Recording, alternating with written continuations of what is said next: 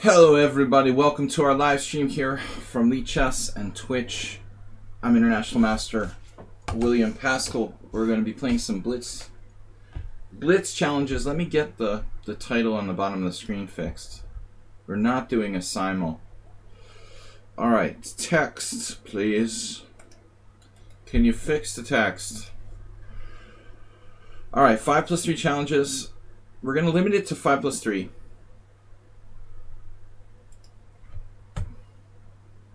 To make it easy, so you don't have to think too much. This is a non-thinking world we live in.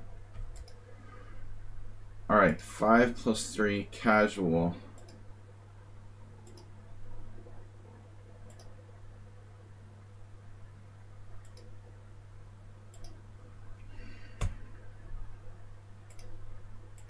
Is everything working?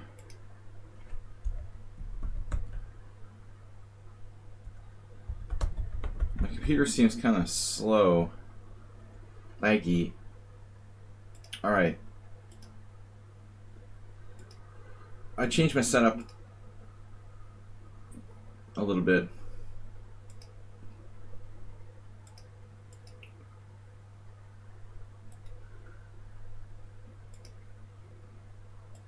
Got the board moved. Again. Does look centered. It's alright. Limit Monday to 5+3. Yeah, we only have 2 hours. So we have 2 hours and 15 minutes on Mondays. So rather than, you know, spend like 18 minutes per game on 7+3, we're gonna make a maximum of 5+3. Troll on the roll. All right.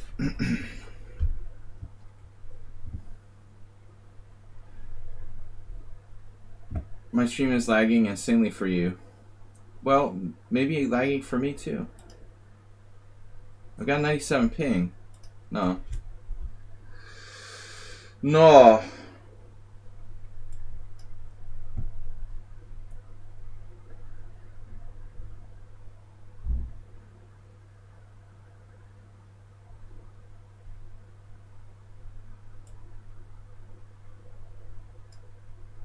My plan was to play d5. How do I feel about this exchange Slav? Well, the king's safer than in the exchange Slav. It's not on an open diagonal here, I guess. No checks in this version of the exchange Slav. Also, no knights to go to this c3 square, but we've got knights on d3 instead. Outpost knights with 95 or respectively 94. Cheskudo, you mentioned yesterday while I was busy in my simul. I didn't really have a chance to answer that. So Cheskudo finally managed to reach 2200 in Blitz. I was in the heat of battle yesterday. I did notice it, but I was like distracted constantly by my game. So congratulations to Cheskudo for reaching the 2200 Blitz plateau.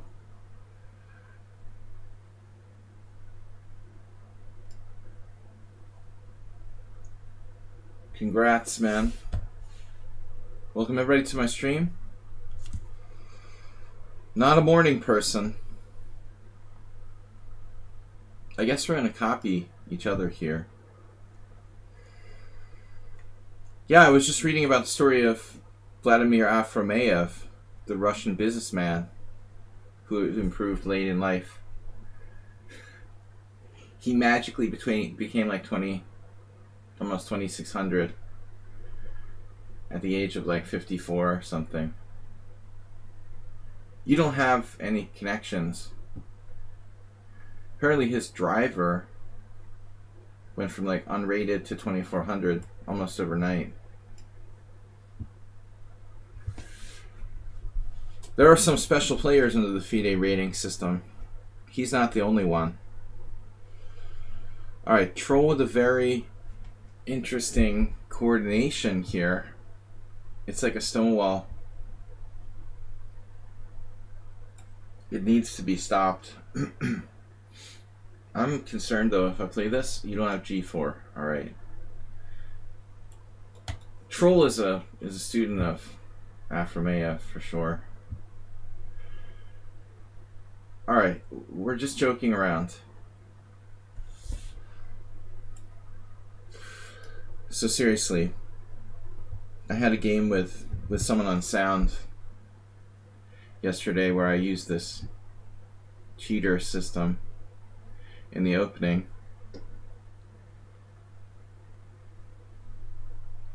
I don't know about that, Chescudo. I just know that he was like the highest rated player that wasn't a GM or something. But he organized all of his own tournaments and it was all totally sketchy. And when they invited him to play in like a real tournament, he refused. He wouldn't play in like Aeroflot.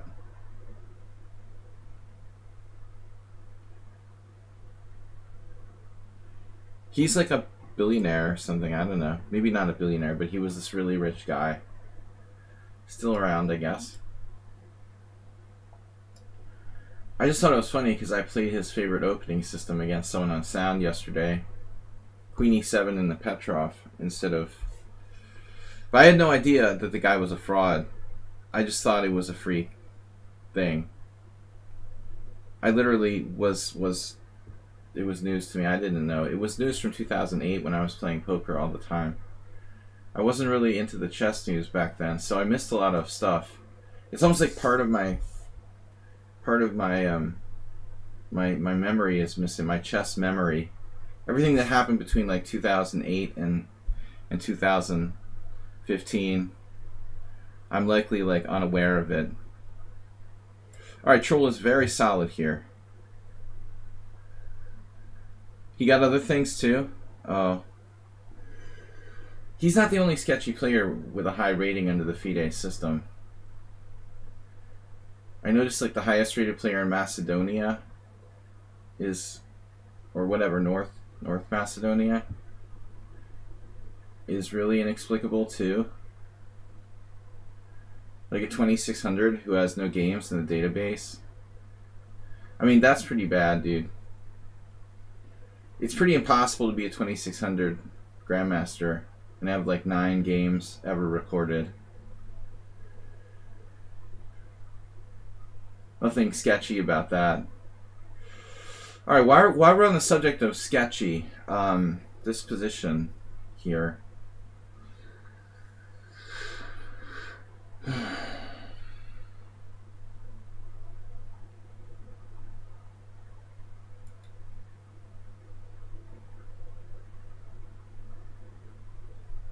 No, I don't like the FIDE rating system. It caters to billionaires.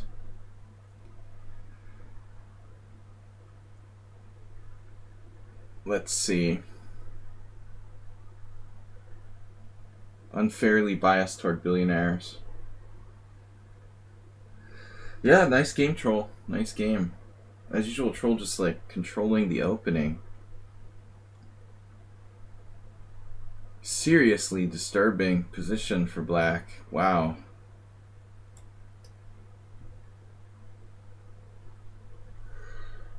I don't like the FIDE rating system. I don't like corruption. Vera Carlson. And I don't like the way they run the rating system either. Provisional ratings with 40K is... We talked about that a lot. It just messes everything up. It used to be alright. You know, they've made it worse by tinkering with it. Changes made in recent years to a lot of things. Making it easier to get titles. You like black's position here. Are you sick? I felt like he was definitely better.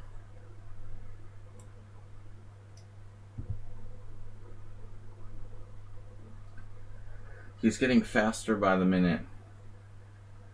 Alright, I have a natural propensity to be pessimistic about my game. But also, like, why is Troll so fast? All of a sudden. When did he become, like, super fast? He used to lose on time every game. Now he's, like, super fast. What's up with that? This is a guy who lost almost every game to me on time. I mean, he's like Dr. Jekyll and Mr. Hyde. Multiple personalities. Alright. We had a discussion about this last week, too. That there's two kinds of people who play fast. The kind that like is actively playing to like try to win on time. And the kind that's afraid to get into time pressure. So they're like compensating. It's like a defensive. A sort of defensive fast play. That makes sense?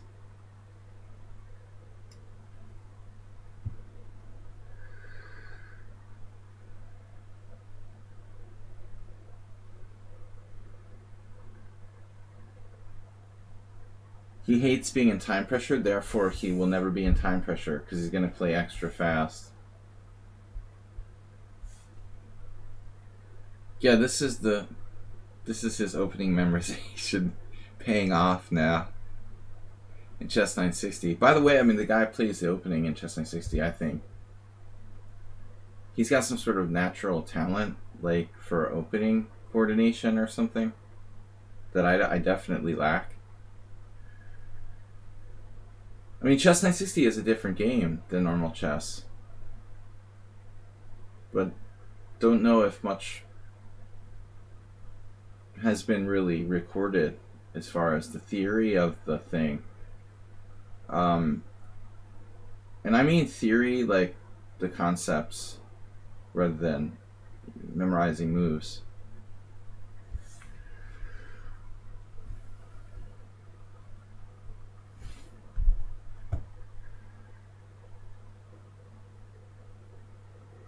Okay. He defended his pawn, and now I'm losing on time.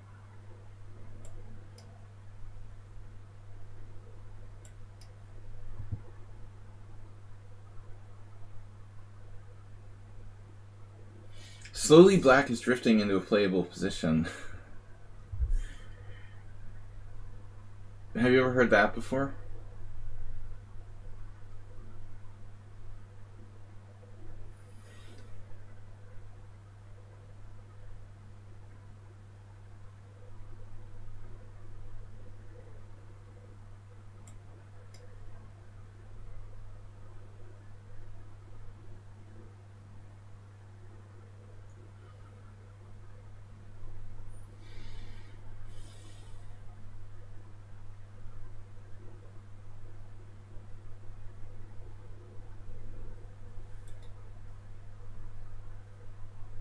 Can we get a knight on d3, please? Grandmaster Annie, thanks for being a subscriber. Welcome, Prem K. So, you guys understand what I'm talking about? There's something about playing the opening in Chess 960 where it's not about memorizing moves, it's about coordination of the forces. Understanding that sort of concept. I was asking him to let me get a knight to d3. He's hooking me up here. Hook me up.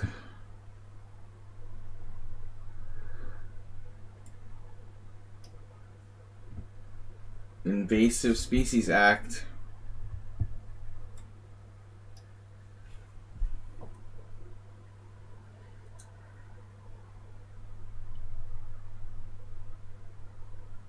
Still not over.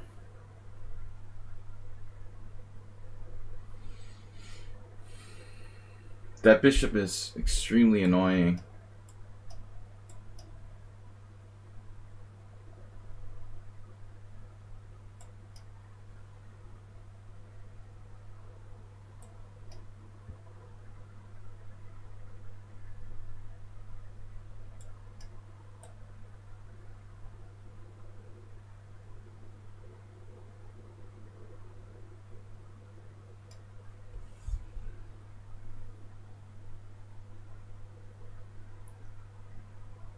How do I break through here?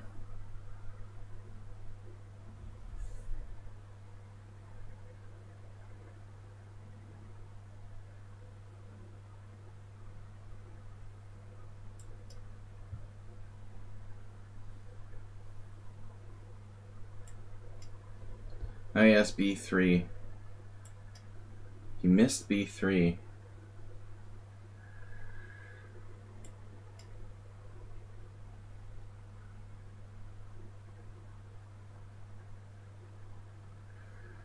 Alright. Wow, Troy, you were really like active this morning. Fast. Intense. Alright. So, I'm playing subscribers first. VR Carlson. Morales is the first subscriber I see at the moment. Zen Chess, Grandmaster Ani.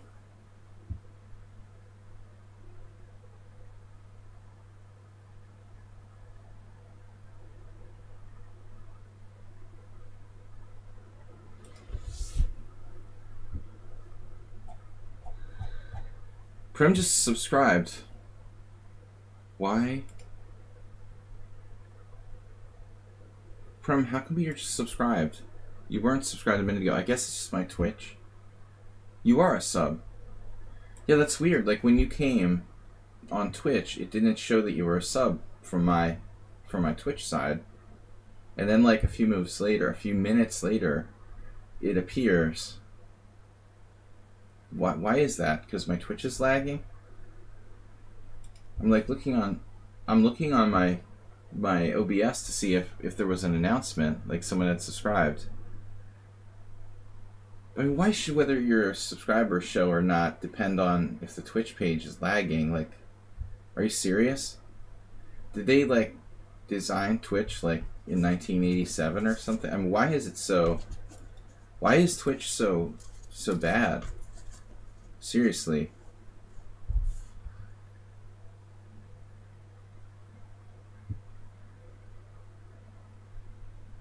It's not my lag. I mean, it's Twitch. Is everybody's Twitch like that, or is it just worse for some people? It's ridiculous. You know, a little sign next to your name doesn't show up because of lag on the site.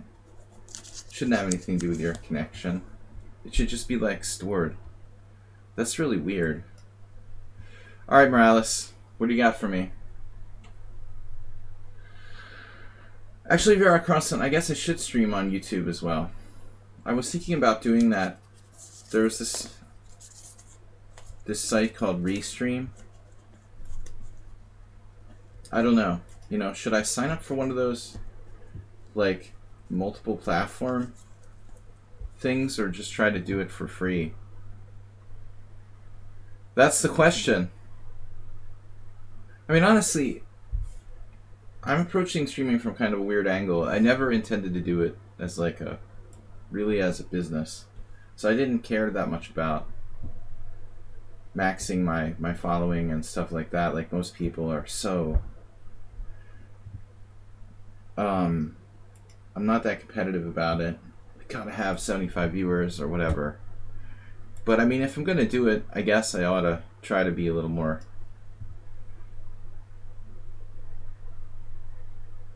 Right. You have to pay for StreamLabs Prime. I mean, that's the same thing as paying for like Restream or something.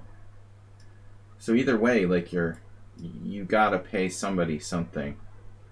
Maybe you could do it on your own for free though, somehow. There are probably ways to do it for free. I'm not sure. I have to look into it. I looked at Restream recently, and I don't know how much it costs compared to paying for... I mean, I don't have that big of a following that it may, you know, it's a question. I don't know if it's worth it or not. When is the next team battle? Live for chess.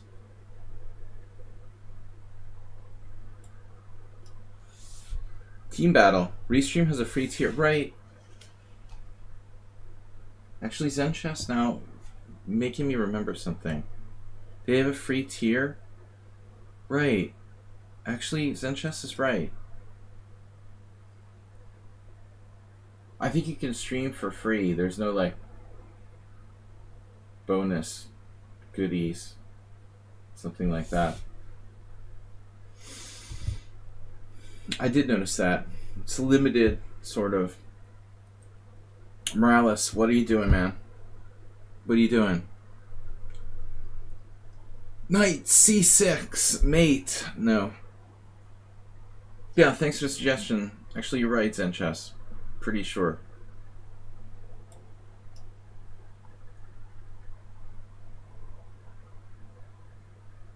Give me the bird.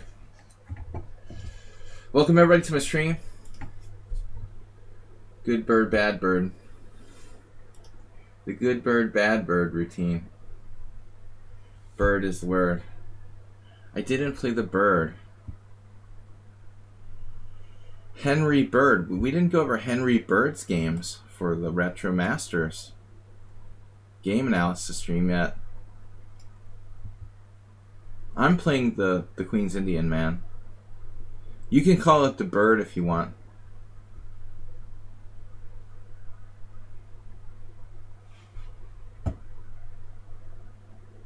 Miro, welcome. What's up, guys? So we had a good simul yesterday, some fun games. Thanks, Astrobate, for getting it started for this week. So Streamlabs Private and Restream are about the same. Not surprising. Gotta pay for, you know, if it's worth it. I mean, I use Streamlabs at the moment, so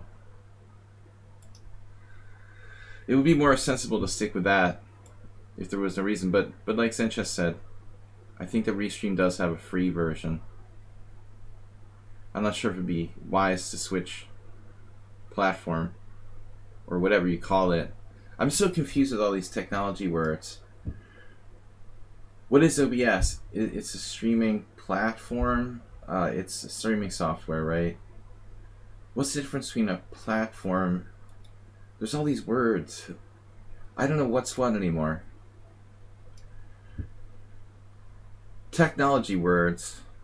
I just know chess.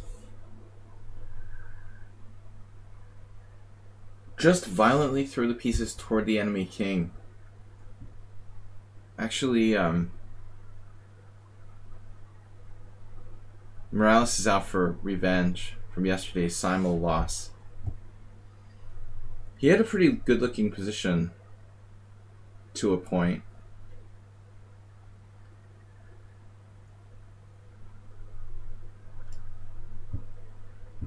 And then I was able to hold it together. Platform is a place for your stream, while OBS is like tools for the stream. Streaming, broadcasting software.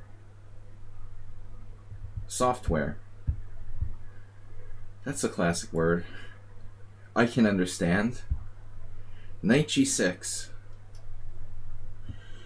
Now it's not awake yet. Time to let the baby play.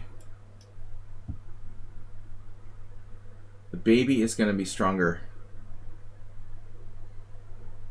at this time.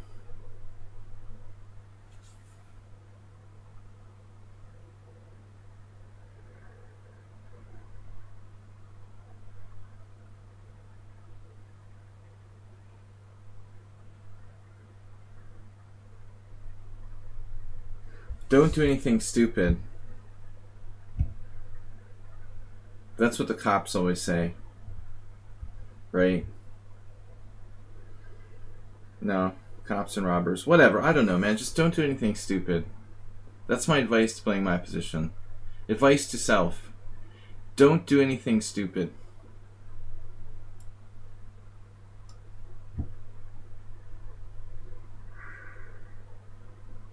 How's D4 for stupid?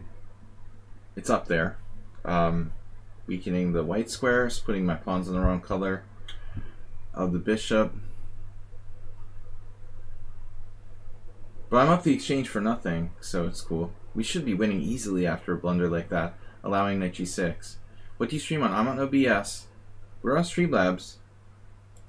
But I guess you can't really tell that. How would you know that?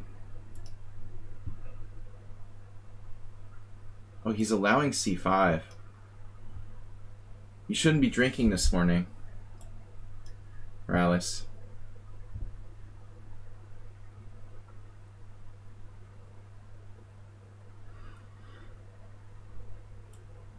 he resigned. Why did you resign? Why resign now? Takes, queen b5.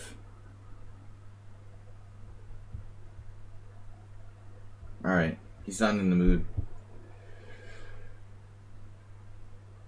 Well, I mean, you're still alive here, barely.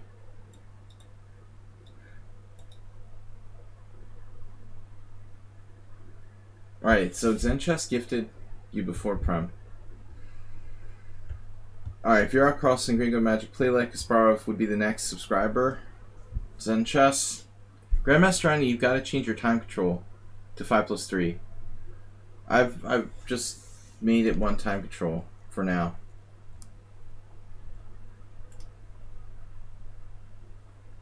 You've seen a world-class GM get 80? What are you guys talking about? In Puzzle Store?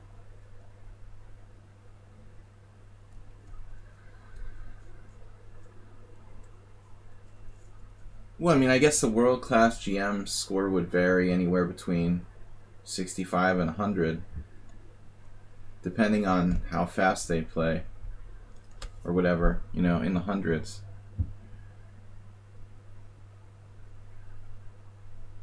But that's a, you know, bullet specialist. Alright. It's not like Andrew Tang is a normal grandmaster. He doesn't play real chess. He just plays bullet chess. Zen Chess. Alright, we've got Zen Chess next. No, Play Like Kasparov. Play Like Kasparov. Kasparov. He's a bullet grandmaster.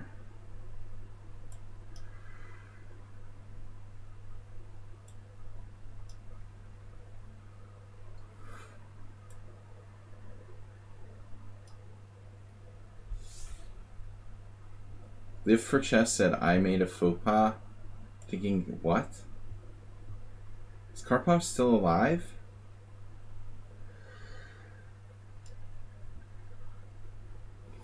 I saw a picture of him recently on Facebook where he was doing some sort of like ice bath or something.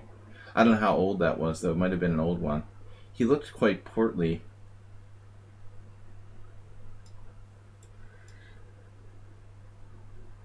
Guys, subscribers first. Then it goes in order of when you challenged me. So I've got. You can't see this list, I assume. You can see it on the edge of the screen there, actually. You should be able to just see it on the edge of the screen. Yes.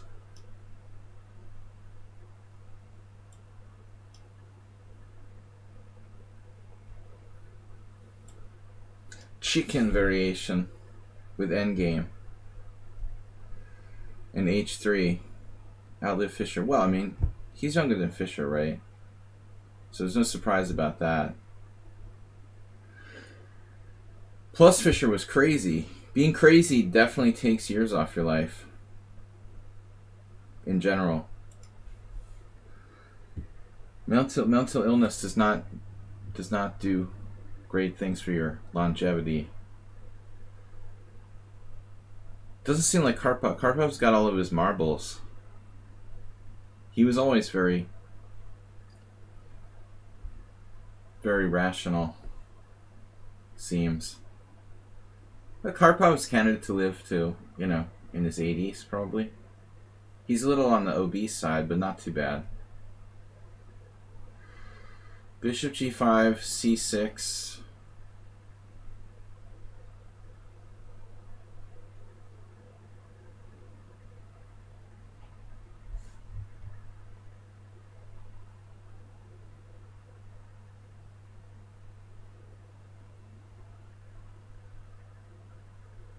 So what about my development here? What am I doing? I'm taking on e5. That's bad. By the way, I never played the exchange variation.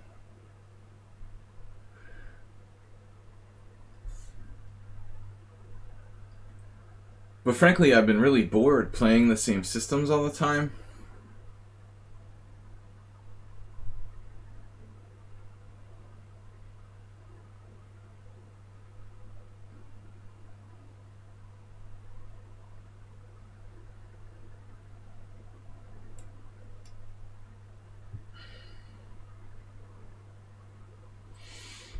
Dude, Karpov never played with Fischer. It would be hard to defeat him. Dude, we quit chess after winning 1972.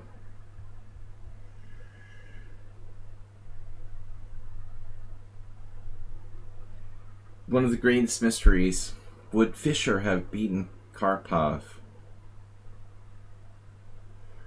Okay, there have been a lot of like speculation about that. I think that a lot of people think, well, somewhere I read Karpov himself felt like Fischer had a good chance to beat him. That's what I read.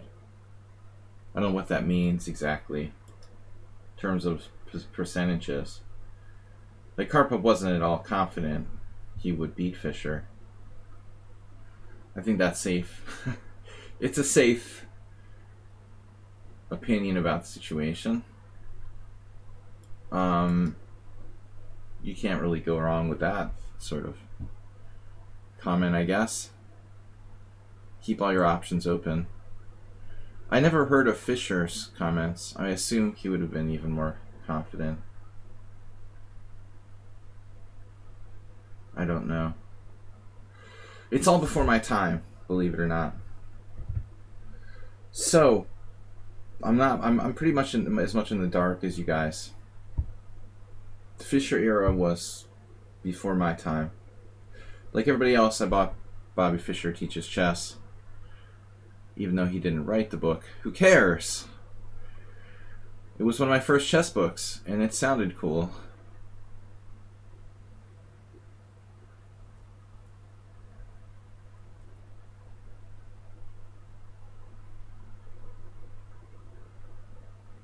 So now what do? I guess I just make ordinary moves. What about my pawn on here, on e4?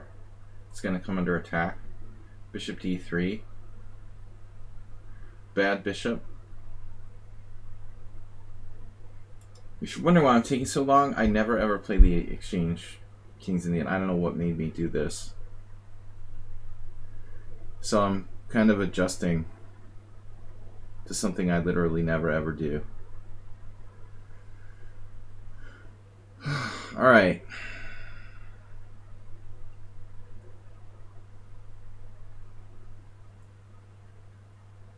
It just seems like I'm worse, even though I have a reasonable looking position. Wait, knight takes e5? Yeah, that's a stupid idea. Alright. Anyway.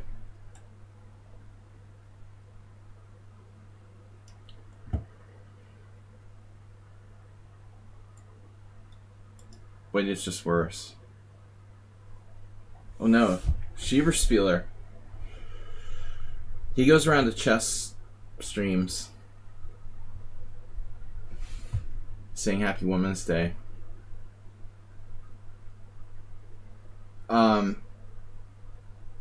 There might be some women watching the stream. Happy Women's Day.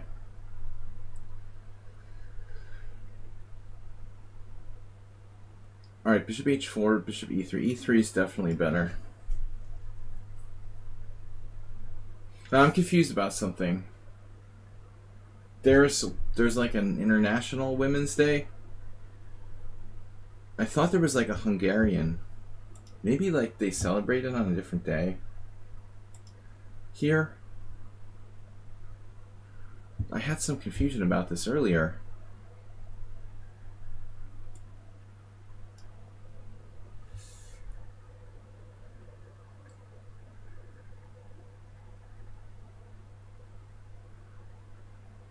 Does Hungary celebrate Women's Day?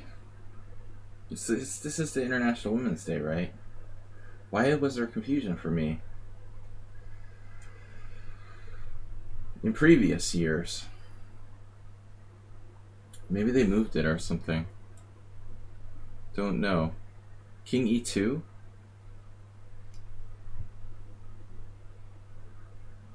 Alright, defending my pawn. Pondra.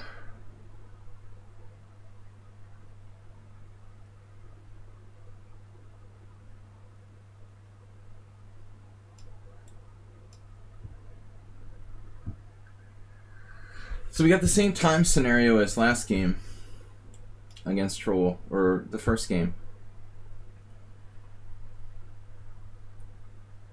Rather, I have like 30 seconds against 2.5 minutes. Why would I want to take rated challenges? Bureauc Crossing. I can't wait for the explanation of this.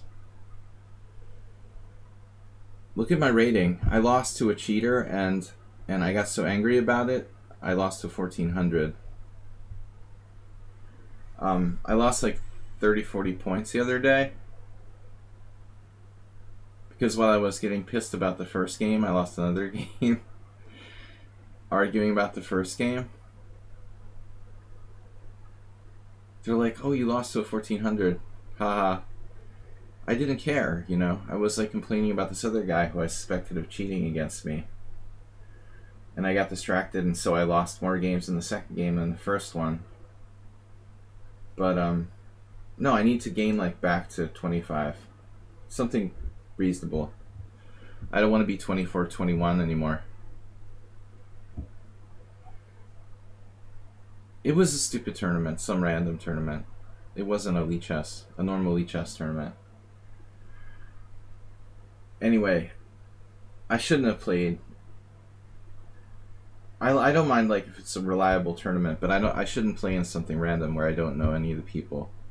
Like I used to play rated in our Hungarian group. I don't mind playing a tournament if I know who's organizing it and who the players are, for the most part. You know, Schieberspieler and I played in some arenas together. But I want there at least to be like most of the people are people who I know who they are. I don't like just playing like random rated games.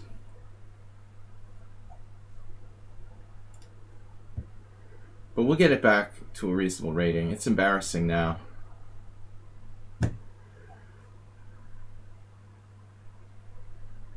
Dude, I was like plus 13 against a 1400, up a queen in like 3 pieces and lost on time.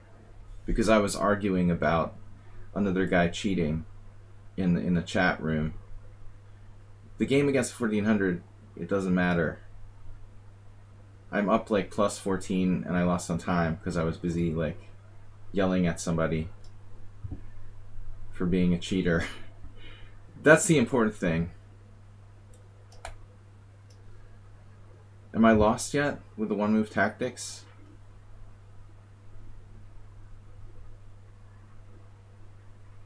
Yeah. So he's got lots of one-move tactics. That's pretty interesting.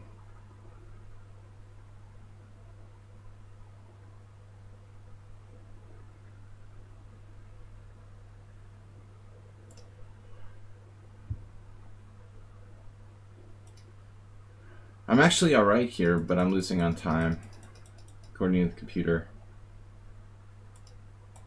Even just thinking about that the other day upset me. He's got weak pawns, but I don't feel like playing bullet chess. Actually, we both played like perfect games here, virtually, until I lost on time. 15 cent pawn loss against 19 cent pawn loss. Not bad there, Kasparov. But I just don't feel like playing bullet. The game became a bullet game at the end. Vera Carlson, Zen Chess. I'm talking too much while I'm playing and losing my concentration. I really should just ignore the chat while we play.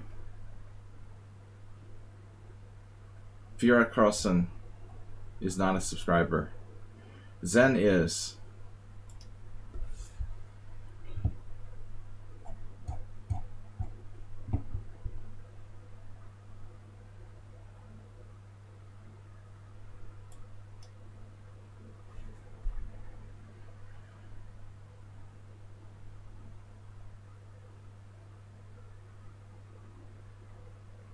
So no knight c3.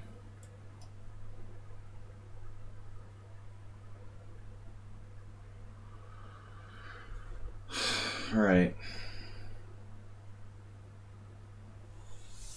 Yeah, Schieberspieler just rubbing salt in the wound. He would not for me.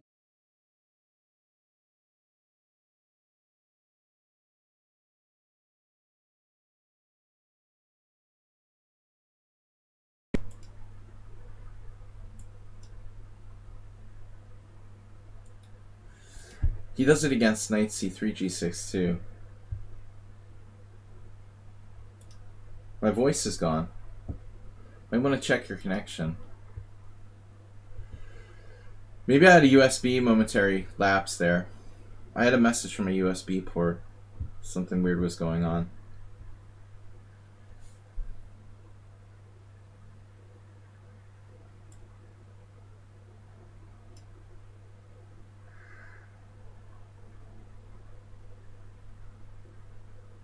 I've never seen anyone play knight c3 there. That's a new one.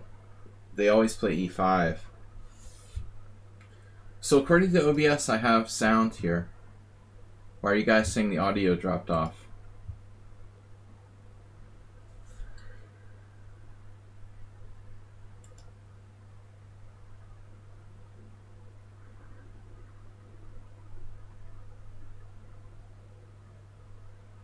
Grandmaster Ani, are you serious?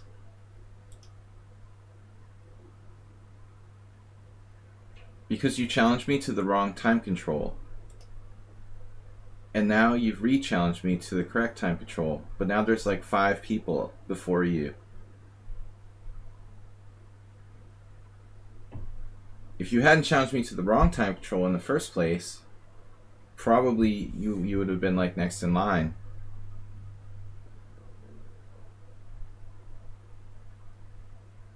People are so rude. No reason to be rude. Just wait your turn. Once I freaked out on this guy in the airport. He like cut in line in front of me. Hate that. Alright, bishop b5. That's a good move.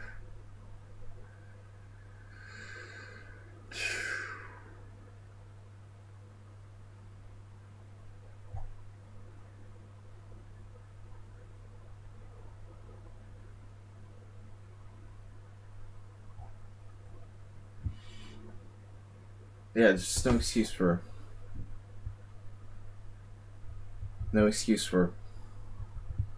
cutting in line. I take the subscribers first, and then the players in order of this sort of challenges that I get. But if you do challenge me to the wrong time control, like he did, now he's like the last of the subscribers to get to play. He's been pushed down to the end of the subscribers list by his own actions.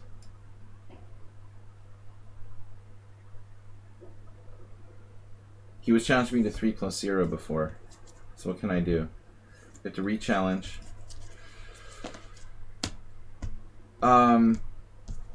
So who's the subscriber? Hanishberger? Great Lazarus? Sumomitra? Grandmaster? It's hard to keep it sorted out. You're the oldest here. I feel older.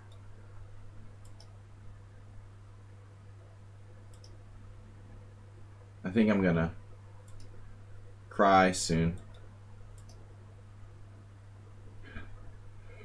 I guess he doesn't listen to the stream, right? What do I have to do to explain that?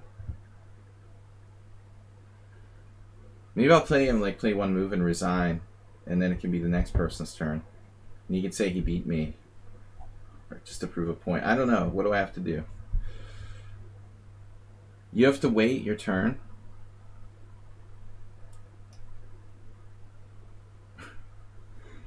Seriously, are you listening to the stream? Are you watching the chat?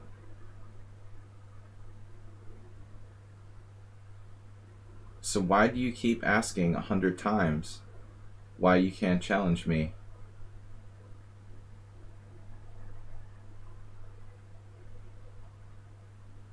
You challenged me to the wrong time control. Now you've been pushed down in the line a little bit.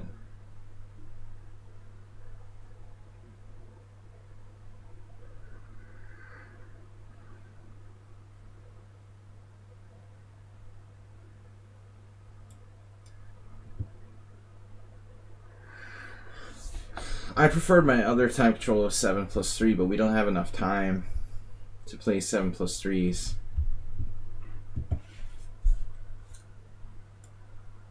The problem is I feel like most people that I'm playing against are all like bullet players. Almost everyone plays almost instantaneous moves. Zen Chess, Kasparov. He is after all 7. Well, I think... I mean, what's the age you're allowed to have like a Twitch account or whatever? Isn't there like an age minimum? I thought to have an account here. Pretty sure. So it's 12, see? I shouldn't be playing against anyone under 12 without their parental supervision or whatever.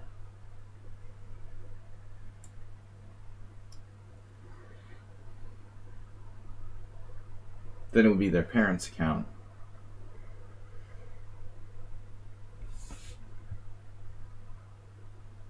Alright, what's up? Yeah, Zen Chess is just like Mr. Practical. H5? Not a good idea.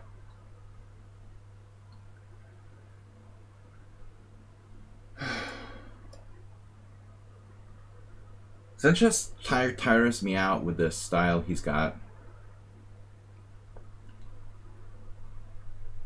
The closedness.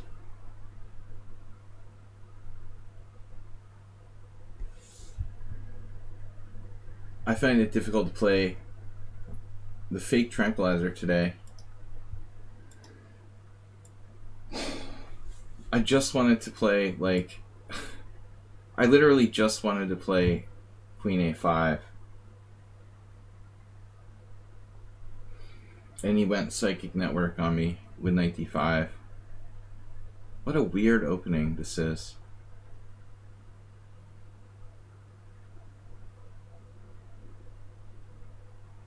Zen Chess is a very, very abstract style.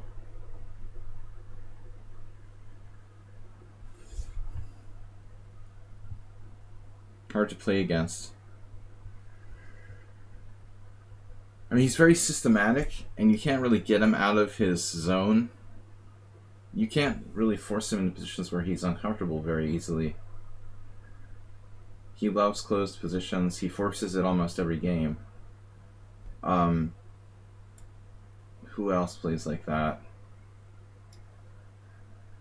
Mule Skinner, another player that's not been around so much lately. Verisov is kind of an annoying opening.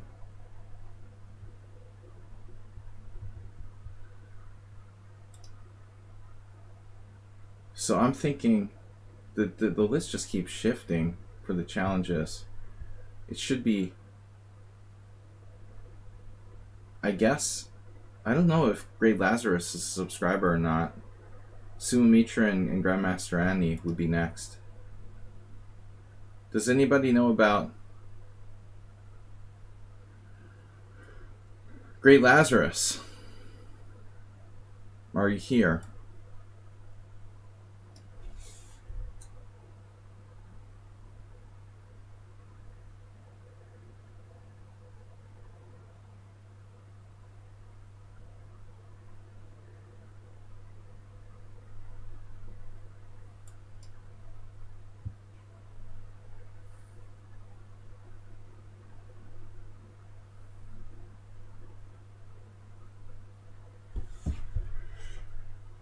All the pawns are on board. It's move 16. No pawn exchanges.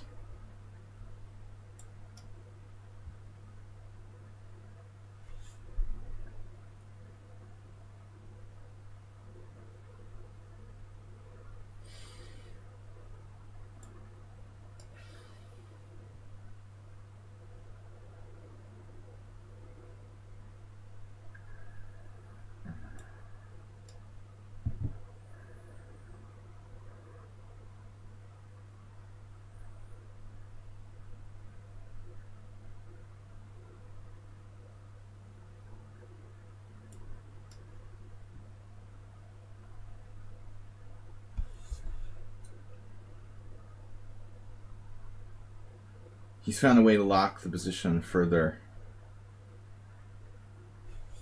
Or attempt to do so.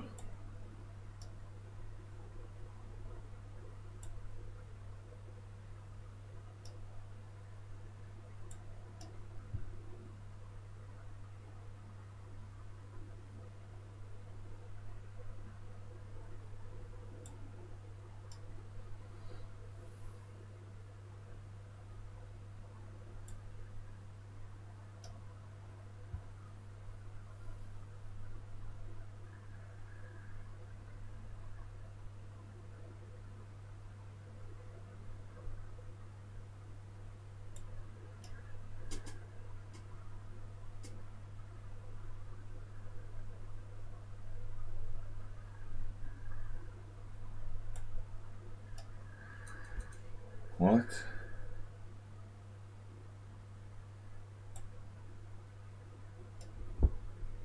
Check him out.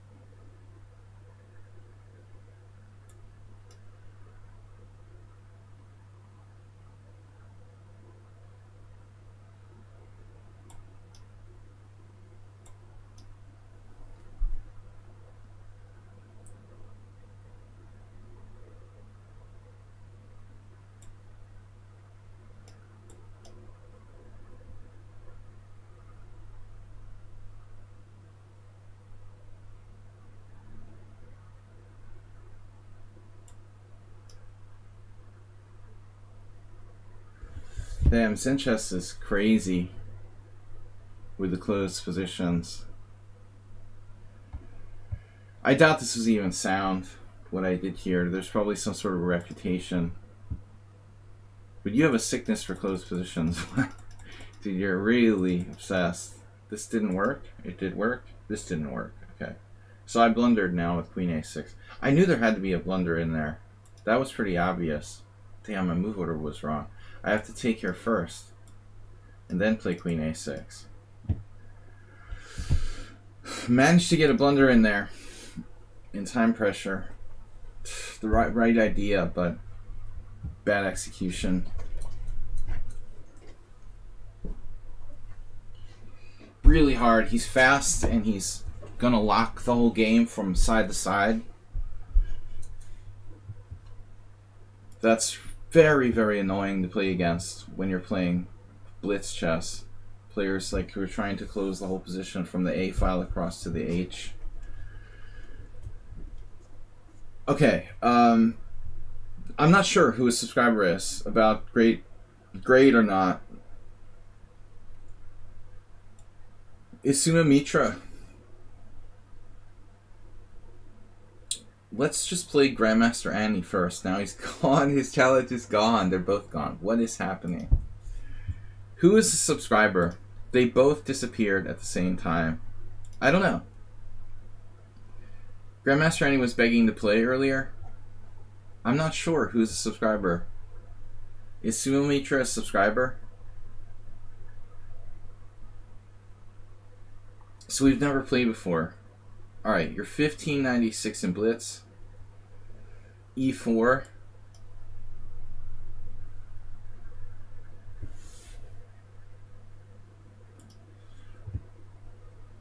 Wait, I missed the thing in the chat. Brothers. Who are you talking about? I missed it.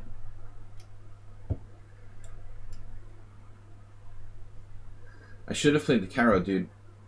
They're different people? Are you kidding me? Don't do that. You're gonna confuse me. I thought that was a joke. Don't joke around. Annie and Addie are different people? You're just making that up. Really?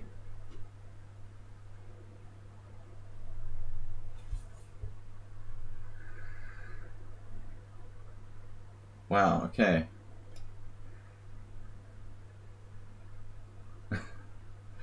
Alright, whatever. To make it more confusing, they're different people. Alright. I had no idea. He's your bro, okay. Well, I'm only getting challenged by one of the above. The other one was talking, though.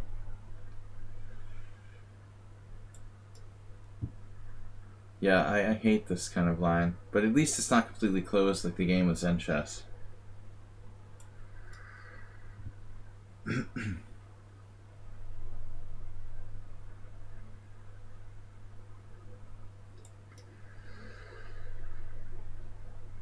Okay, this helps Black build the center. Do the roar! Well, yes.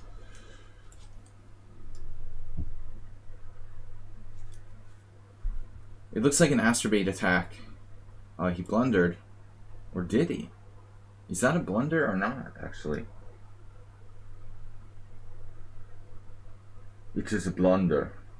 Knight takes, queen d5. Queen d5, bishop d5, knight takes c2. Deep calculations. I don't mean to close the position, it just happens. And just it's your natural instinct taking over. You can't help it. You are who you are. I like rich strategic positions, but not when it's like 5 minutes chess. You know, that would be a tough position to play in 90 minutes and for 40 moves. I hate playing like closed Sicilian when I don't have time to think.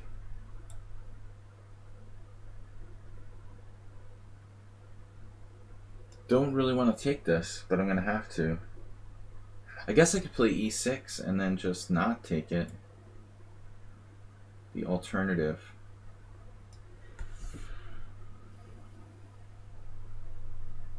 Didn't mean to do it. I talk about this a lot lately. Things like the Marazzi, the Hedgehog, like against Prem 666, playing the white side of the King's Indian. I hate playing that in Blitz. I hate playing either side of the King's Indian. Anything really closed, the French defense, it requires a lot of strategic thought.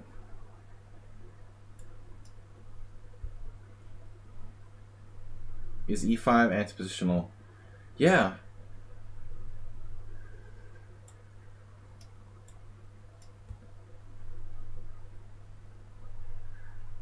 Well, I mean, this is a typical position where, like, let's say you win a pawn on the black side of like this, like a Sicilianer.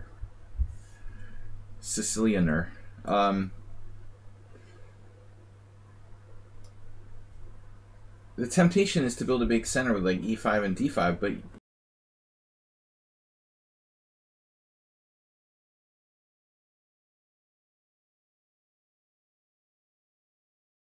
but you know, it's effective. You don't give him any counterplay on the e file. If I weren't up a pawn, you know, I might be more aggressive.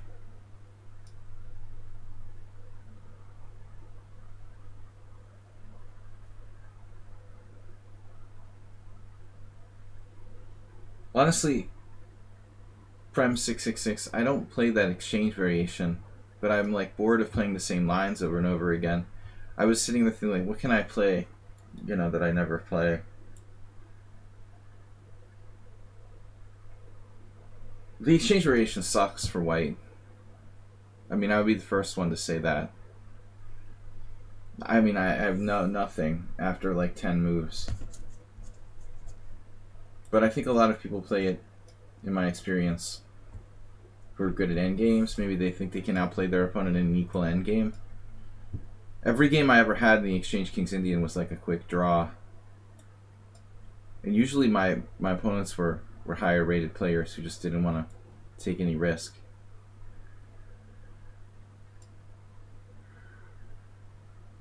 It's hard for either side to win in those lines. Now, wow. All right. Here comes f5.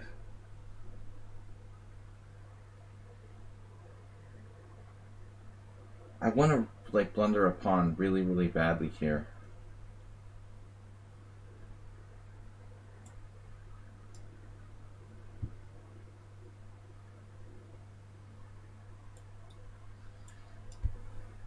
Practical defense by white.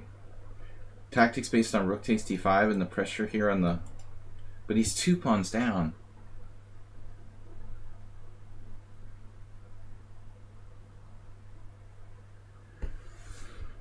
One pawn down is often not that bad, but this is lost. Unless I drop king e7 and drop my d5 pawn. White should be more careful earlier. Now it's too late.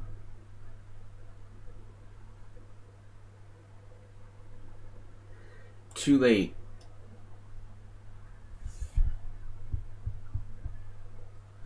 I mean, nobody good plays the exchange King's Indian. Honestly.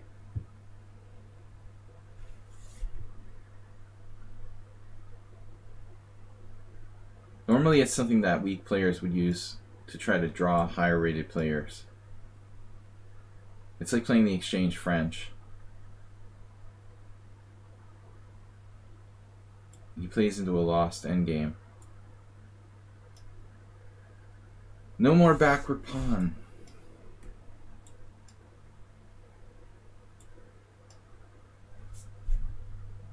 Alright, guys. So who's next?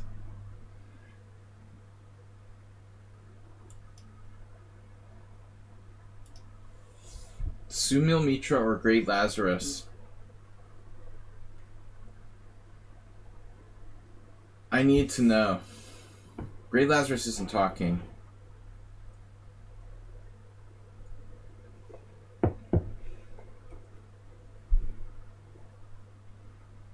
I'm not sure what his Twitch handle is. I think Sumil might be a subscriber. Probably not. Alright, then we're going to play Hey It's Miro and Virat Carlson, Gringo Magic. Gringo Magic tried to play last week. I'd really like to get the game against him. He tried to play on Friday, but he missed it. Or we missed him. He just missed after waiting a while, so... Been waiting more than an hour now. Well, you could subscribe, Virat Carlson. And play first. More than an hour. Yep.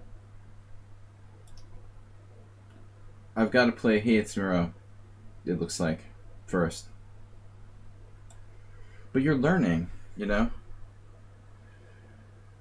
Learning is what it's about. Great Lazarus subbed in the past. Yeah. He's staying quiet. Alright, so I'll play Hey It's Miro and then Virat Carlson, Gringo Magic. Interesting pawn sack.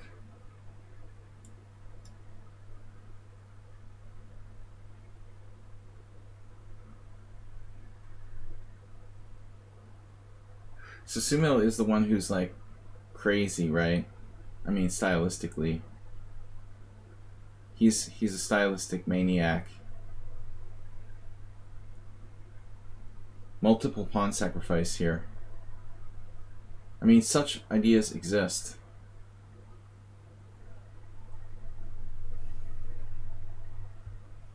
But it seems a little bit extreme.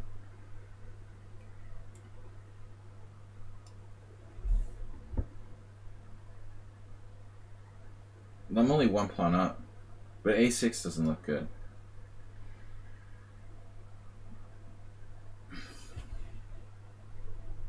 He's a stylistic maniac.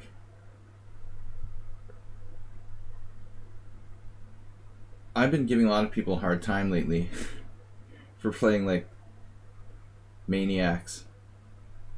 Except for Schieberspieler, of course. who's definitely not a maniac, very controlled.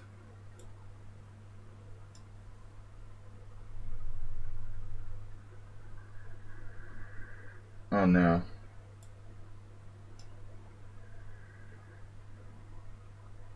But I was pointing out some people. There's a difference. Like, Sumimitra goes really crazy, but there's some people who are kind of too uncompromising I've seen lately. You don't have to listen to my advice about styles. But I just say what I see. Hey, it's Miro.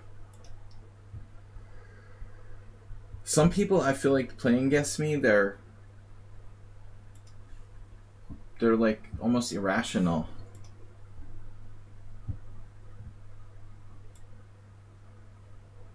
Controlled mania. Somebody asked for the Karo Khan earlier.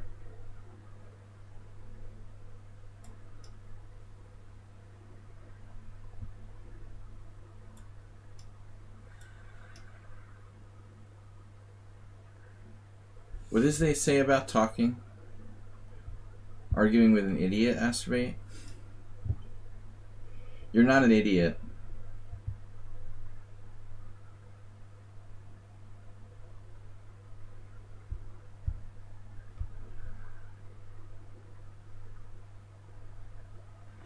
But I don't feel like we've been seeing the best of you in your simul games lately.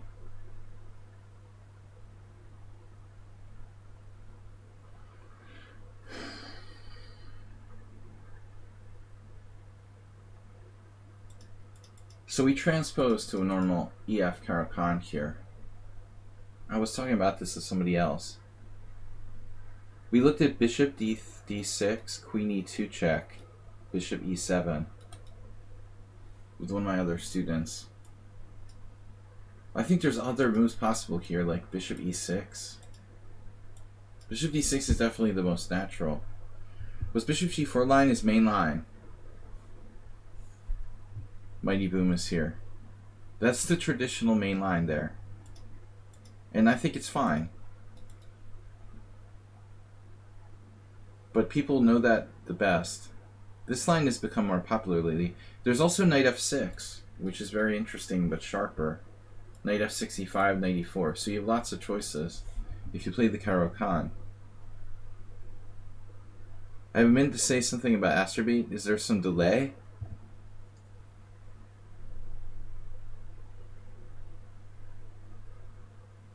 Bishop e7 is the best directly. It looks passive for black. The knight f6 is starting to suck. Well, I haven't seen anything recently. Borisov with white.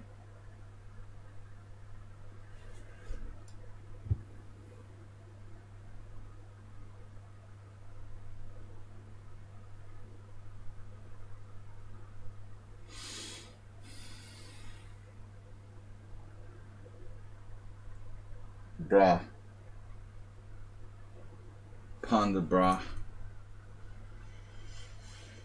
I guess what I don't understand is exactly how am I supposed to set up my pieces here and why.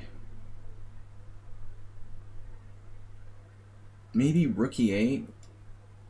How about an open file? There was this great poker player on PokerStars, Code.exe. I always like that name. What's up, Astrobate?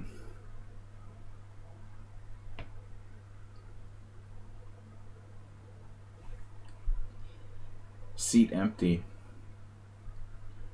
So, where were you? Where did you go?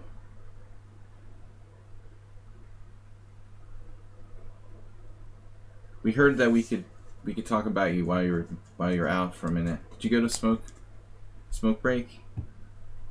Stop taking smoke breaks during our simul games. It's costing you too much time. Can't afford to spend like 25% of your time out of the simul.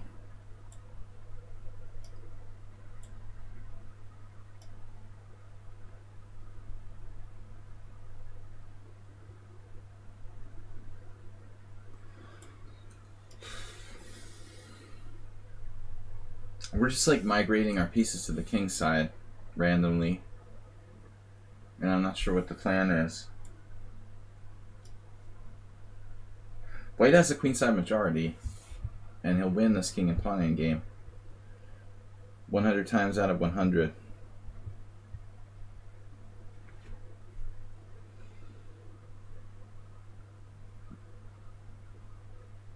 We're not playing for the king and pawn endgame. Now look at the c5 push. I know what he's trying to do.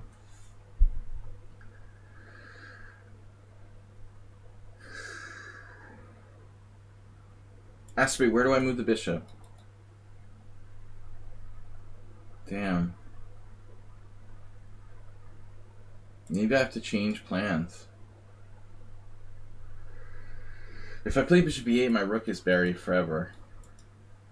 So this is an interesting move. Anti-positional, the word we saw earlier. Creating a hole on d5 in order to execute a concrete plan of exercising his right to attack on the a2 g8 diagonal, I guess. I mean, it looks like that was the plan. Now he doesn't execute, which is weird. So he's now waiting for me to move my knight and trying to play bishop c5. Code.exe, just to call you that for simplicity. You know what? I mean, space is space, and it counts as an advantage in a lot of cases. But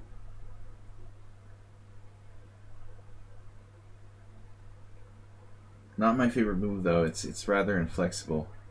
So in a sense, I agree. I also expected his queen out here.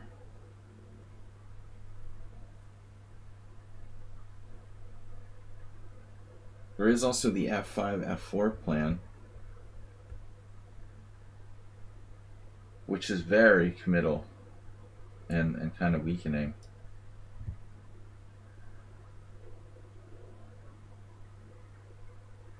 That's the main problem with c5, is the backwardness of the d4 pawn and the hole at d5. Still, I mean, even if, just imagine, even if Hey It's Miro dropped his d4 pawn altogether, ask yourself this question: how easy would it be for black to win the game if he just flat out like gave me that pawn? Are we going to be able to win with black with an extra isolated pawn or whatever? I don't know.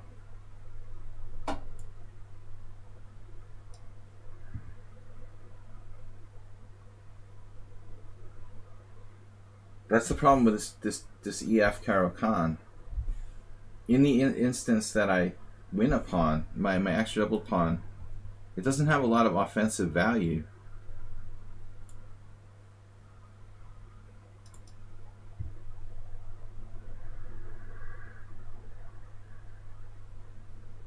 Should I have been playing f5, f4?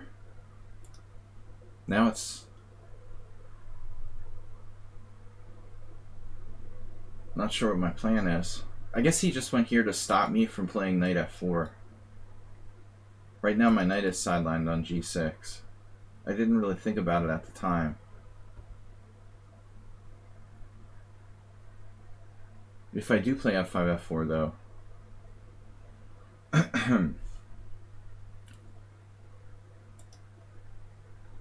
like, what's then? Where will my knight go after that? Like f5, queen, c2, f4, bishop d2. Now what?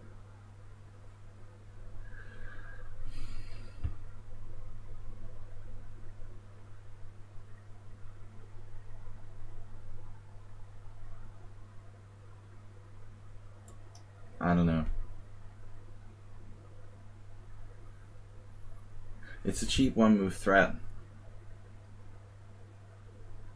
He lost a piece.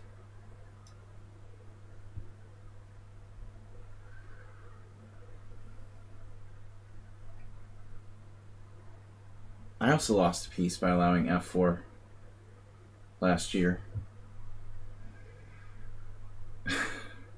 Fell into a ridiculous blunder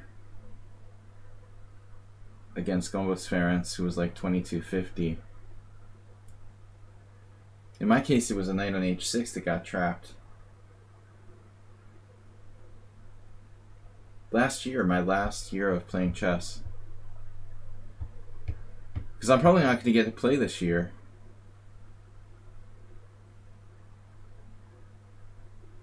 I mean real chess, dude. I'm not talking online chess. Real chess. So, we win a piece. Although maybe we should play pawn takes e3.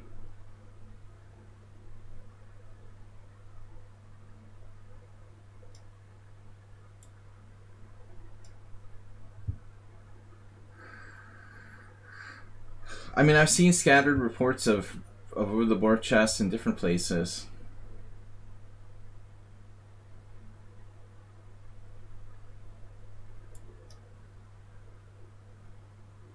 I'm at the point where I'm like, I'm thinking about like, where is the World Senior Championship going to be in 2022? There doesn't seem to be a venue.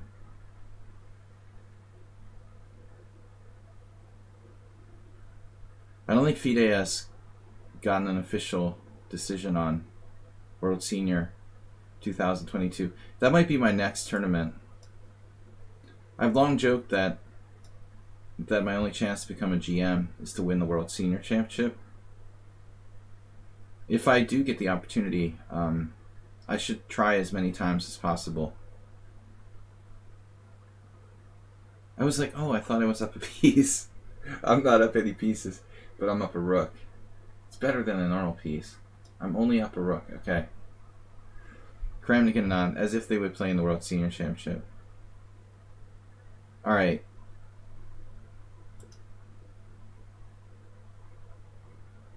There will be some. World Senior, if I qualify when I'm in the 50 age group, will be really strong. 65 would be easy. I could take that down. I just have to pretend I'm 65 or something. That's going to be hard to do. I mean, I look old, but... Alright, so Virat Carlson. I mean, seriously, like, I look at it this way. Larry Kaufman won the World Senior when he was, like, in his late 60s. And he was not a stronger player than me. Then I can do it. The only thing about Kaufman that was, you know, special was, of course, his heavy use of engine analysis and opening prep. He was working with like Rybka and those guys when he won it.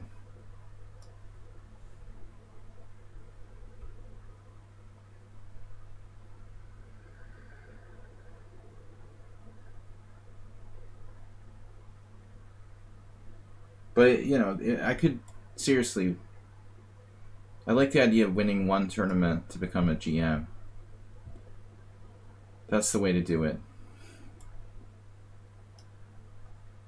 I think I could do it. It's doable. Especially when you're one of the youngest competitors. It would be refreshing to play in a tournament where I would be like literally the youngest player in the tournament.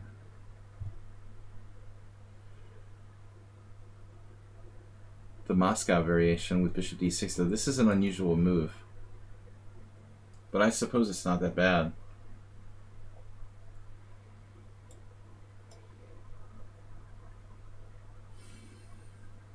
Normally you're fianchettoing on g7 with that bishop.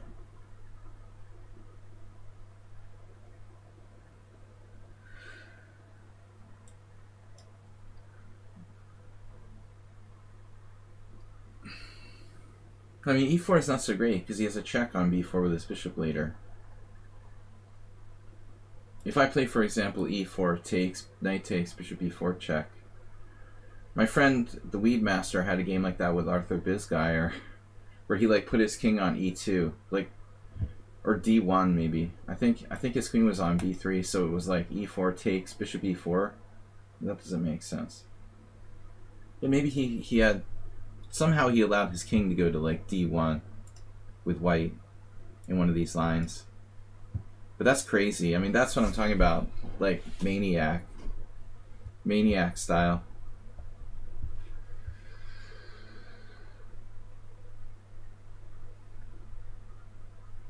Yeah, I can't believe how fast time goes by. Of course, like now the pandemic is like wasting what's left of my middle age.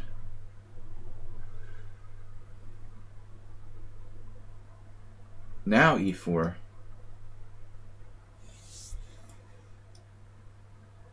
Like last year. Okay, I got to play in a couple of chess tournaments last year. But this year looks grim.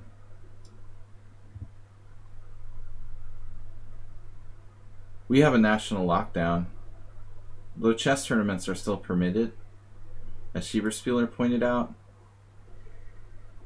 You know, situation is not great here. Personally, I don't really want to play over the board chess till I get vaccine. Because I don't know, you know, maybe I'll have like no symptoms or maybe I'll die. I would have no idea what would happen if I got COVID. I'm not obese and I don't have like, I don't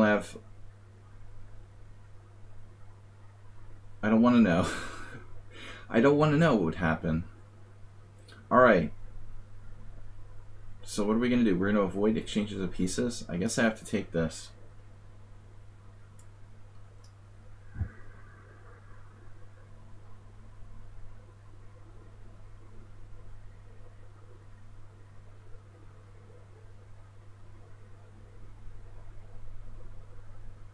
If it was just up to me, like, it would be a chance I could take, like, getting sick, but I can't. Because my family counts on me. So, I can't afford to take a chance on getting sick. There'd be nobody else to take care of my kids. And, don't have a lot of extended family.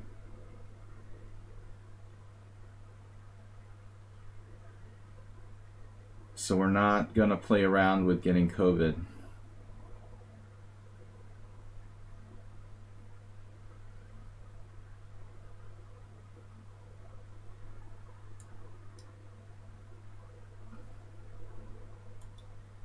Bishop f1's a little passive, but I was thinking of restructuring to the long diagonal. White has a good Catalan formation, but maybe bishop e2, bishop f3. Alright, he just played a little too quick there.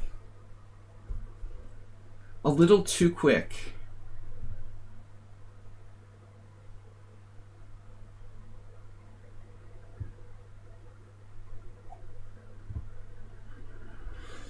Alright. Isn't c5? Yeah, I mean, it's a good idea. Maybe I should play it first. That's my idea, primarily. To use c5, maybe get a knight to d6. I don't know, did he have a chance to play? Did he have a chance to play c5? Maybe I'm blundering.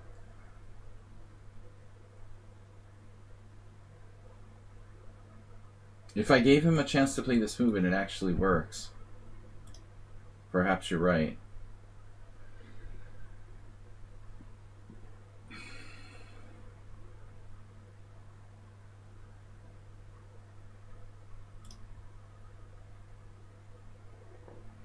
I assume I'm gonna have to play. There's the 95 thing, but maybe he can do this.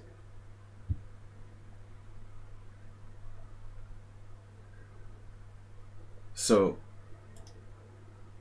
this idea, going here, potentially here and here, get the knight to d6, he can always change it, or exchange it with knight e8. Okay, Vera crossed and blundered. Gringo Magic, 2200. I hope he's still here. He has to wait forever to play. Alright, let's do this thing.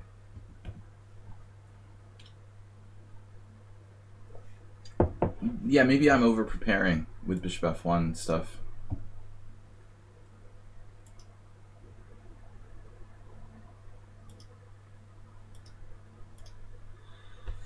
Alright.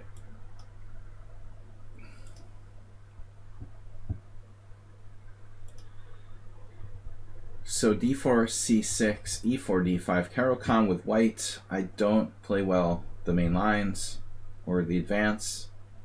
I've almost always played the Panov. Yeah, Vera Carlson, that's unusual what you did there. I mean, I played a lot of games in the Moscow with white, and black always, well, 99% of the time goes for g6 setup. I think what you did is a variation. Like bishop d6 is probably a line, but it's less common. You're usually supposed to put your bishop on g7, bring your queen back to d8. That's not really a standard setup what you did there. Now I had a terrible game yesterday, Simul, with the draw variation. It's funny that everybody plays this against me. Knight f3, Spielers, Schieber Spieler and I played this before. So I'm going to pass on that with the old bishop g5. The problem is knight f3, bishop g4. It's very hard for white to get anything after that, and I played it with black. I played this line with black. That's why it's funny that everybody plays knight c6 against me. So this is commonly played, but not supposed to be great for black. Why do I see this so much?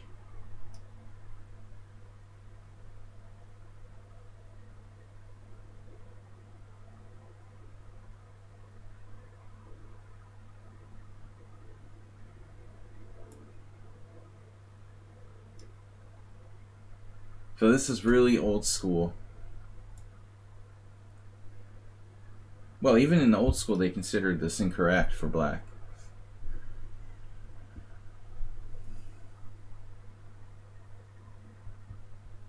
Okay, but I mean, it's not like white's winning. Just slightly better. So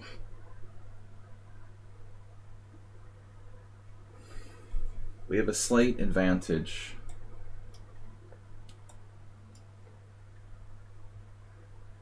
Yeah, it's not bad for white. It's actually supposed to be quite good for white. Because the knight's on c6. I have bishop e5 and he has got problems playing b6. It's not easy to play b6. It's considered good for white.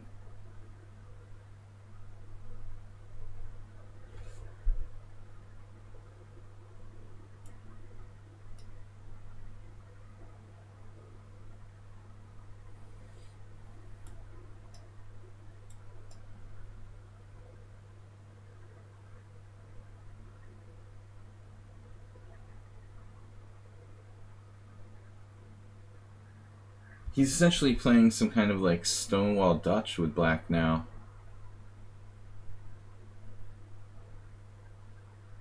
Not a very good one.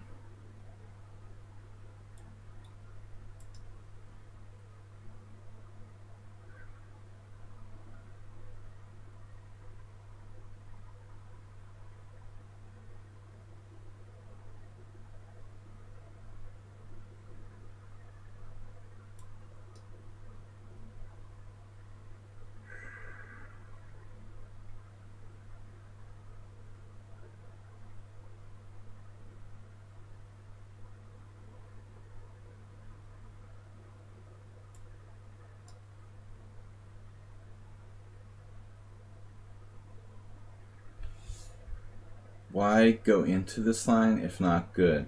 Live for chess. Because you don't know that it's not good. Why does anybody ever play anything that's bad?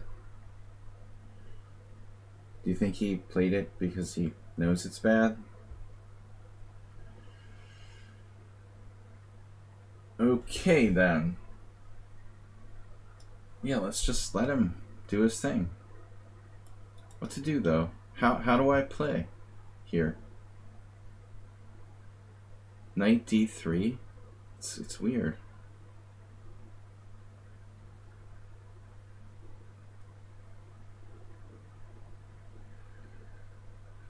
Rook e2, bishop a6. Rook e3, f4. So everywhere I try to like double my rooks doesn't work.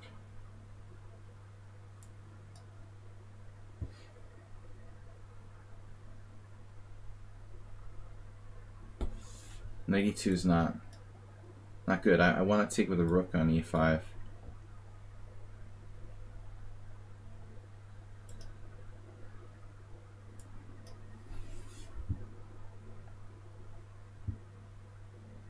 It's classic knight versus bad bishop. Hard for black to defend, but not impossible.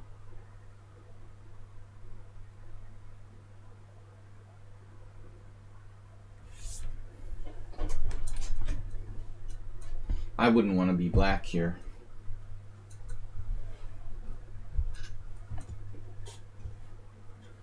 Weird.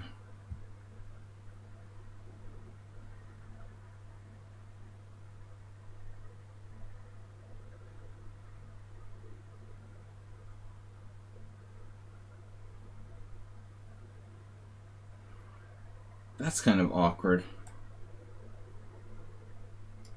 To recalibrate our plan. Looks like he has chances to hold this. He's insanely fast. 2200 bullet. Whoa. A3.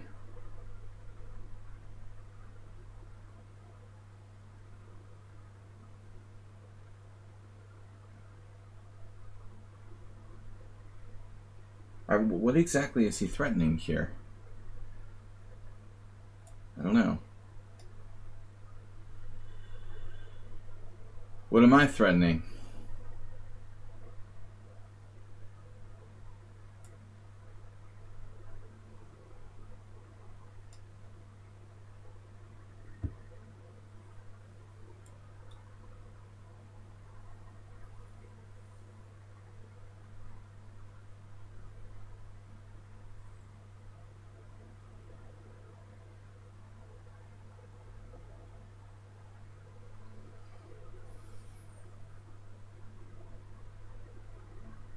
Well, no, I mean, I don't have a bullet rating. I don't care about that. But I'm impressed by Black's ability to just play fast from a bad position. Most people would be concerned they had a bad position. He just keeps moving like super fast.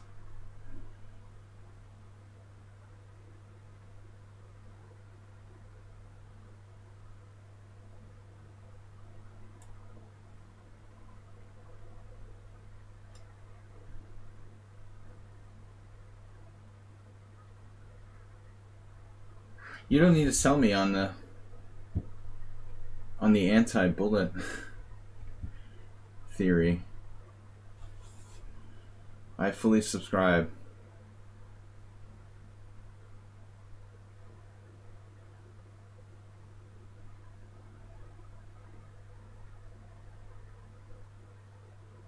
This is mildly annoying. It's kind of hard to make progress here.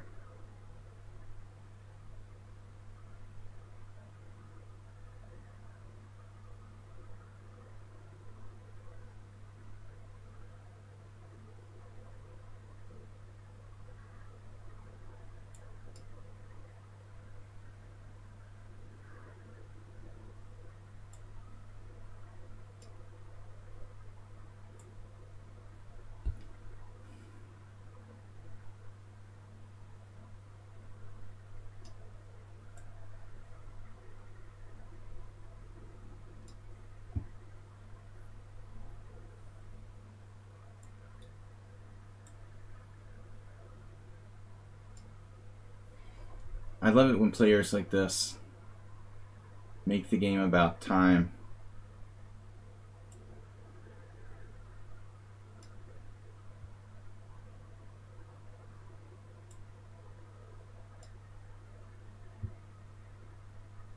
It's against everything I believe in, basically.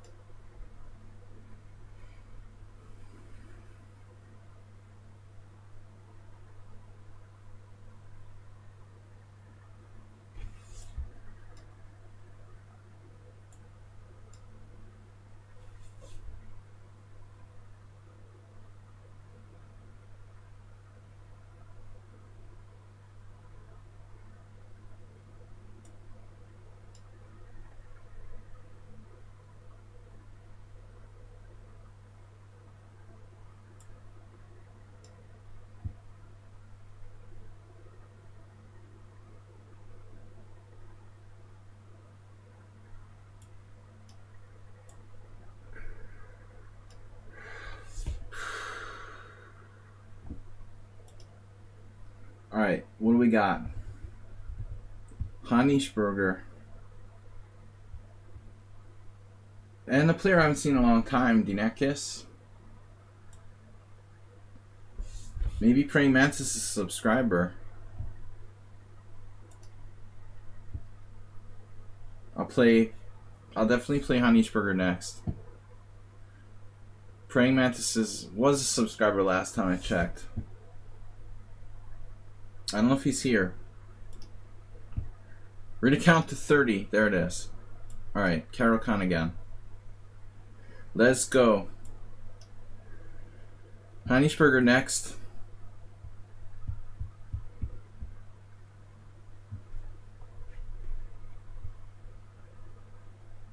Right, it's almost like the result is more important than the game.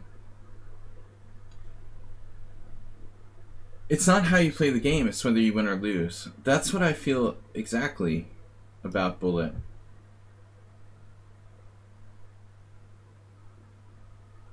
It's who can flag the other guy first. Is that really what chess has come down to?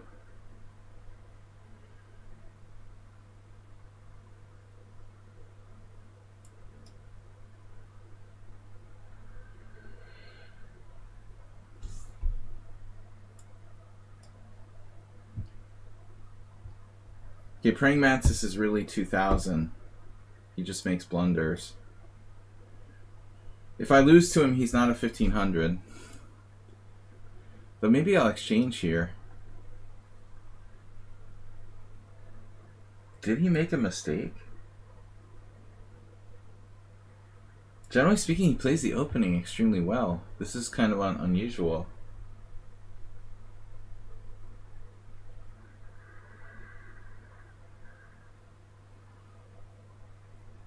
Maybe a calculated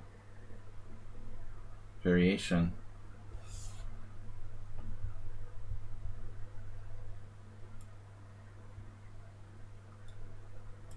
I don't see the need to play Bullet at all. I don't understand. It's like adrenaline rush, like taking drugs. What's the point?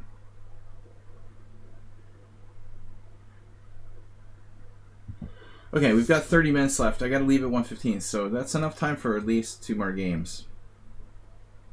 Oh, I have to create the arena for, speaking of adrenaline rush, tomorrow night's Blitz arena. So we played B3. So there's bishop E3 here, queen B2, knight D2. I mean, that seems like a practical try. My queen side is kind of weak. B7 is weak. I have white square problems. This is a terrible move.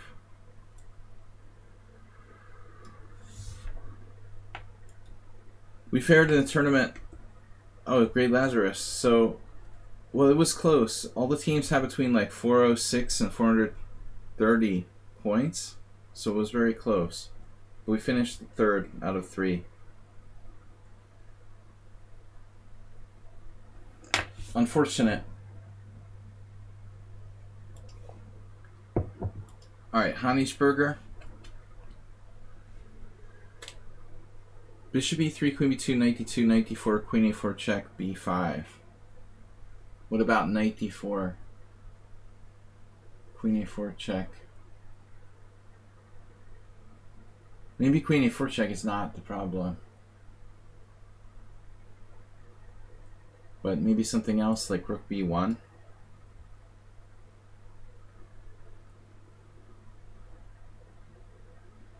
Queen B2, Knight D2, Knight D4, Rook B1. It's getting complicated because I start having moves like Knight C2 check. But my development is pretty slow there.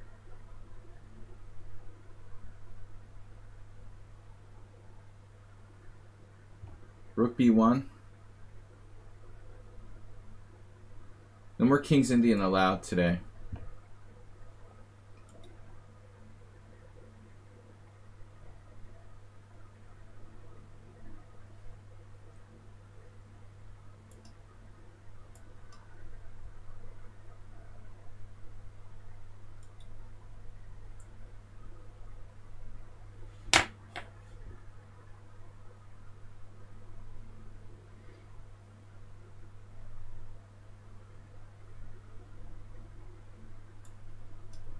I'm just gonna play in English.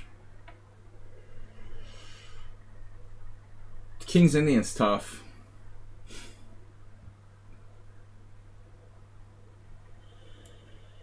D5 symmetrical.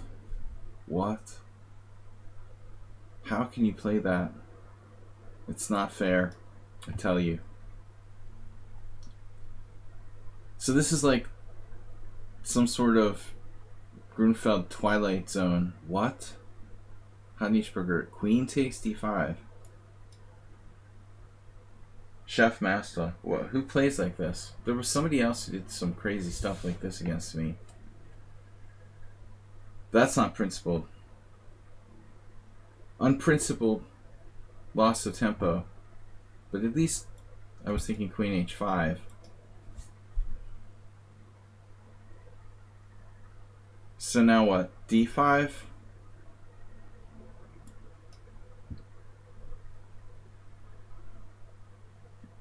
It's a good Benoni. Bad, whatever it is. D5 was a crazy move. I don't think we're going to see too many examples of that in the opening Explorer. You're asking too much to be able to play a symmetrical. That's like D4, D5, C4, C5. Rubinstein's obsession. Can that be right, Master?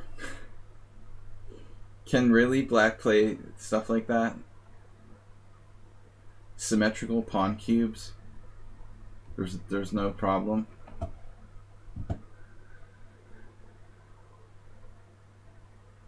So Black has to be like a pawn down in a Grunfeld Fianchetto. Pawn down, tempo down in a Grunfeld Fianchetto variation here. Takes Bishop takes e6. Do I really want to do that? Takes. Bishop takes e6, knight g5.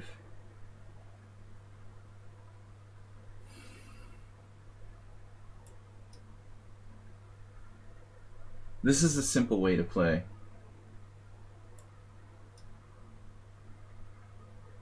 It would have been much more complicated to go for d5, e4. I suspect that's a more classical interpretation for white. Yeah, I mean, it's a normal move, code.exe, but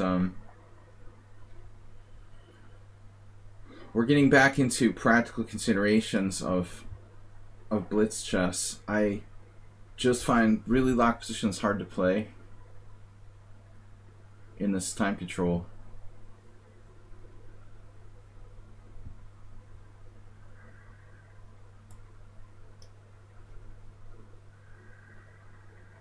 We're going to get into a wrestling match in a very close position there. I'd rather keep it fluid in a fast time control. I can make quick decisions based on tactics. Here we have a slight advantage. The other was going for more with e4. He had to play bishop c8, probably trade queens. I mean, objectively, I figured queen takes queen, rook takes queen, bishop c8 after knight g5 here. He tries to hang on there with a slight advantage to white. This was bad, though. He gave up his white square bishop.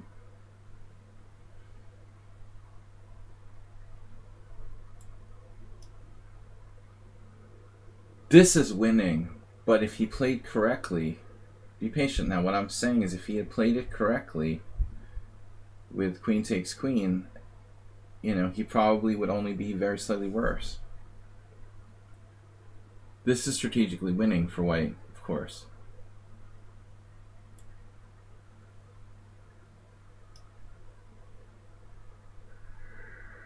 But that's my practical decision. Like, I know that e4 is probably the right move there for white. But you're getting into a very tense and difficult structure. And also, another thing is like taking space advantage when you don't have that much time. Space advantage positions are really hard to play. That's why I think hypermodernism is so good.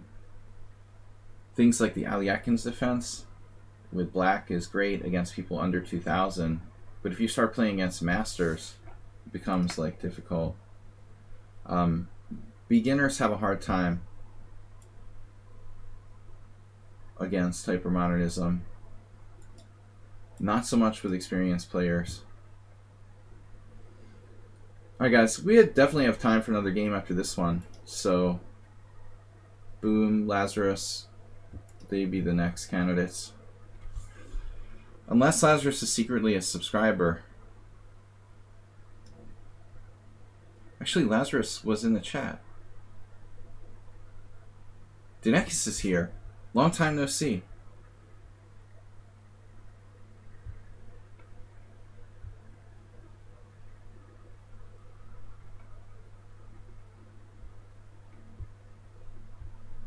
I've been lucky today, though. A lot of people have been blundering against me. We've had a bunch of short games based on one-move blunders.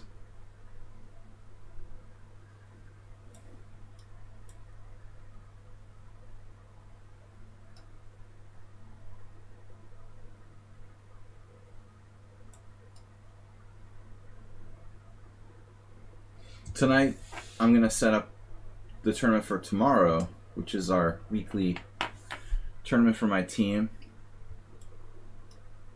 Pawn and Horses Blitz. Pawn Blitz Swiss tournament. Tomorrow night at 6:30 here is my next stream. That's what I was trying to do, make a note to myself. So, my pen is finally out of ink. Alright. Let's go. I really ought to use modern note-taking methods. Where are you going with knight there?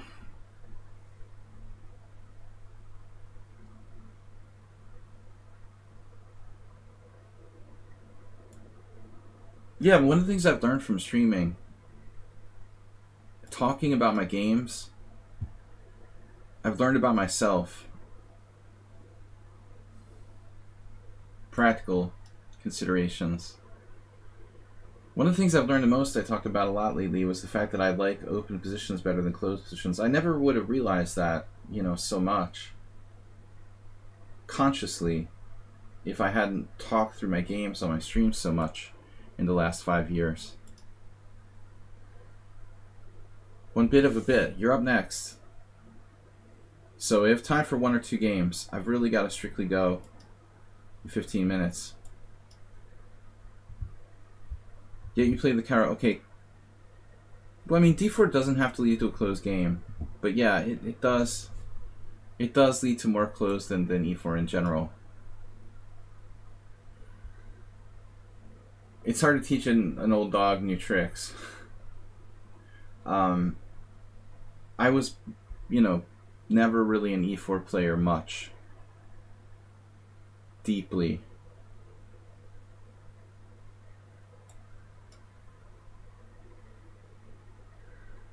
It's true I've played e4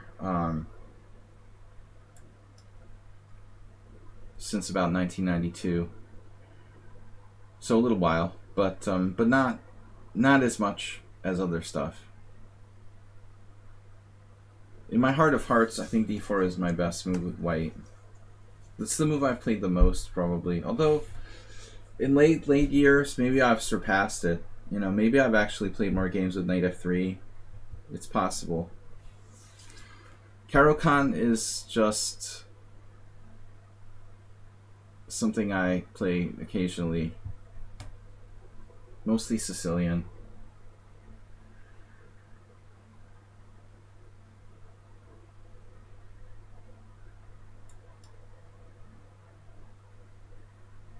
Yeah, but Caro-Kann not a great choice, in the sense that yes, you do get a lot of more closed games. It's not as bad as the French, but it's close. But I mean, if you have to win, I guess keeping pieces on the board, keeping the position closed can be a good thing. That's why Carlsen plays the Stonewall Dutch, supposedly. Stonewall Dutch, which has kind of not the greatest reputation. Magnus turned it into a reliable system, you know, where he could play for a win. So I'm not castling if you're going to do that. H4.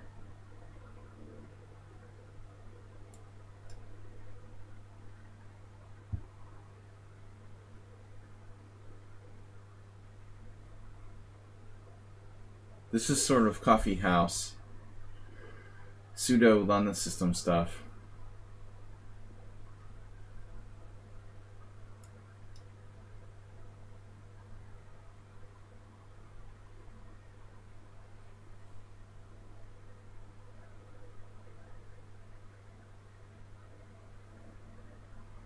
I mean, once white plays a4, is he seriously going to castle queenside after that?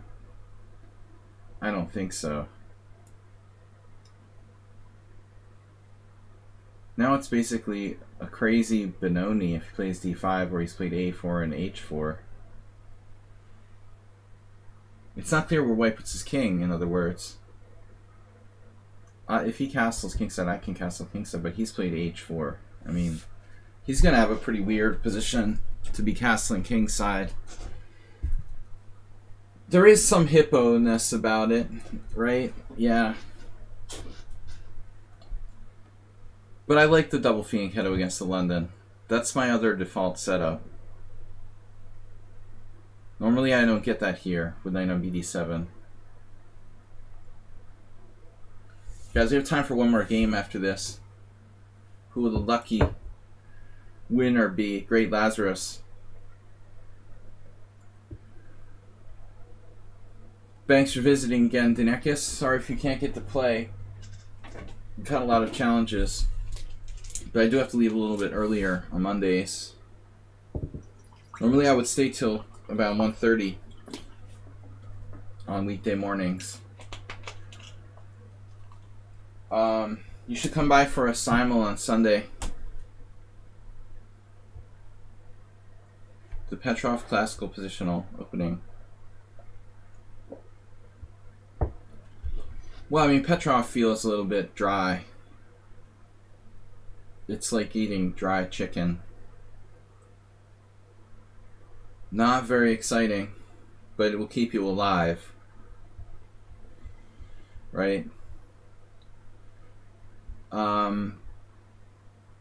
Look at how Caruana managed to win games in the last candidates tournament with that opening. That's insane. Winning with the Petrov with black.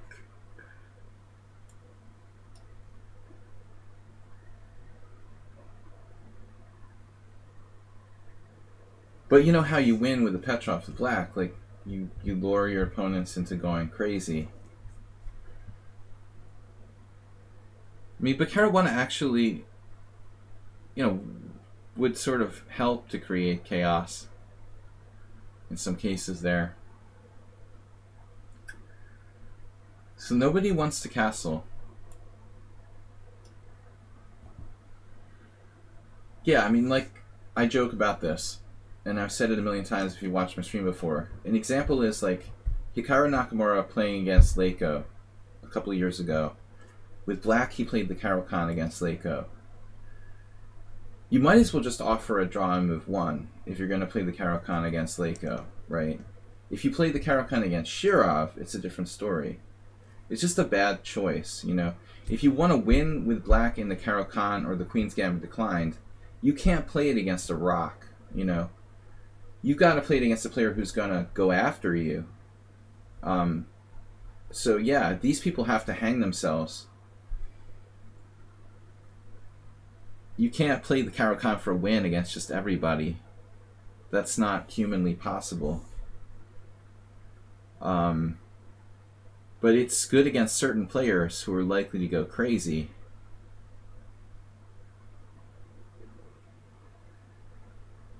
Shirov is like the perfect example. Or Topalov, or someone who likes to take, you know, crazy risks, going all out. But I found it amusing when Hikaru played it against Leiko. What are you thinking? He really tried, though, to his credit, but he couldn't beat him. Leiko was in, like, draw mode. I don't remember. Maybe it was an Olympic... I don't remember where it was. It could have been, like, the Olympiad. I don't remember. It was maybe, like, 3 or 4 years ago. So Mighty Boom,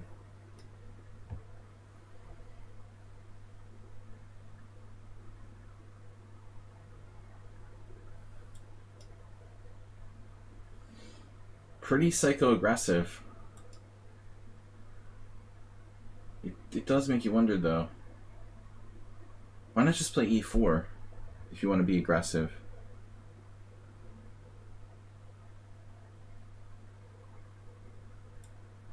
That bishop's had it.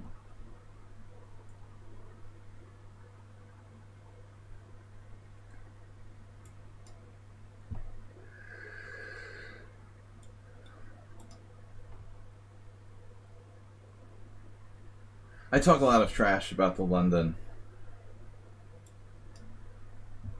I feel like it's overplayed.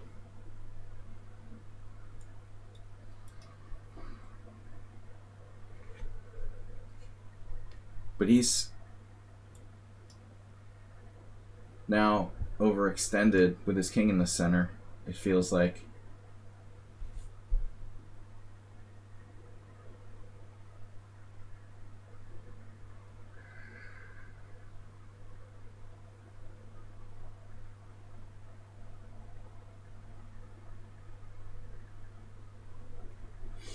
Okay, Asteroid, I don't know what you're referring to there, that game. Don't know. Interesting.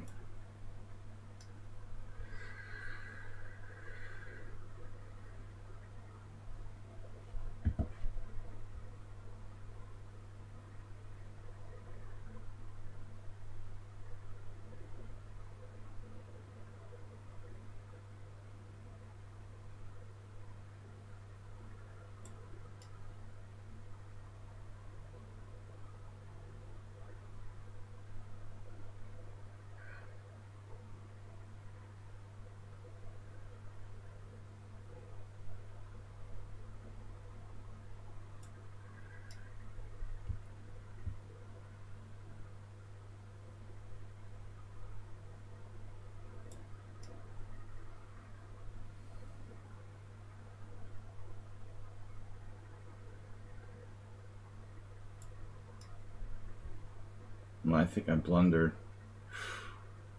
That was a blunder in time pressure. He should have played knight d4. He had a squeeze.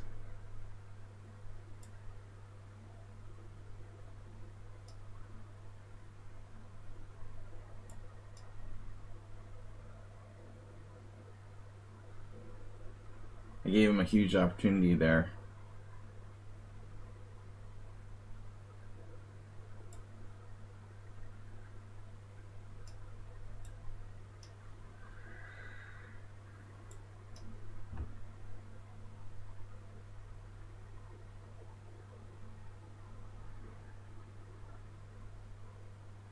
Bishop takes.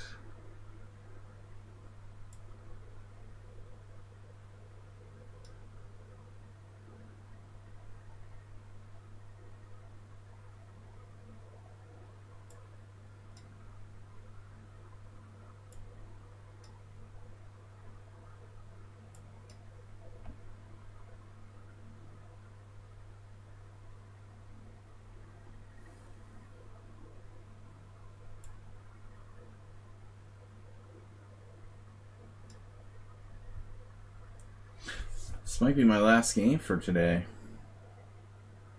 Thought I would have time for more, but apparently that's looking kind of rough. At this point,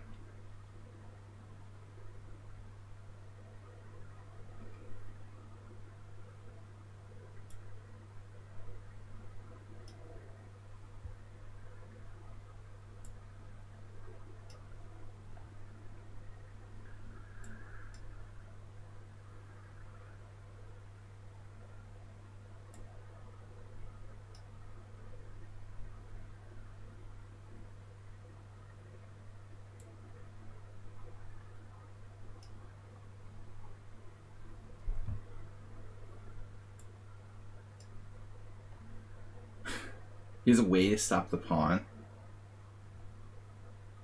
Wow. Can't say I saw that.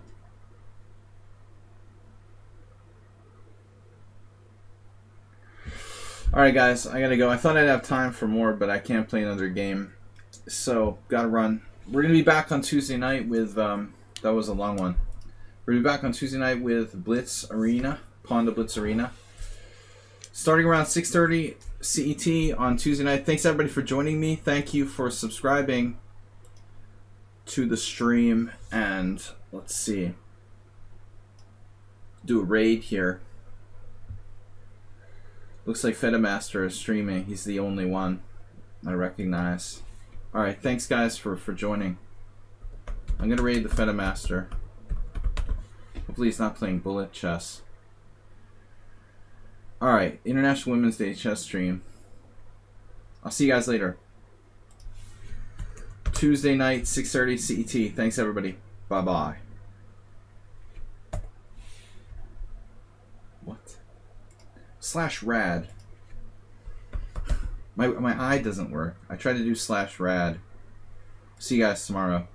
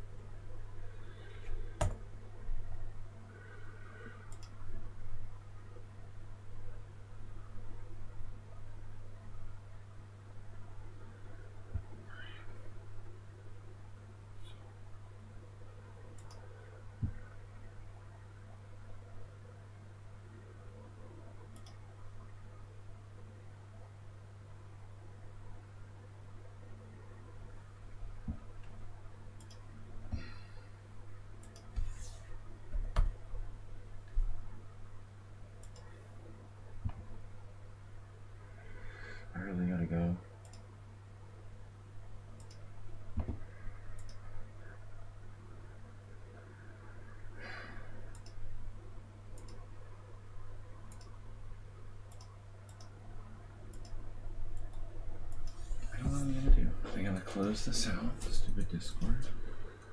Alright, let's just close that. Close this. Quit that. Stay there. Close that.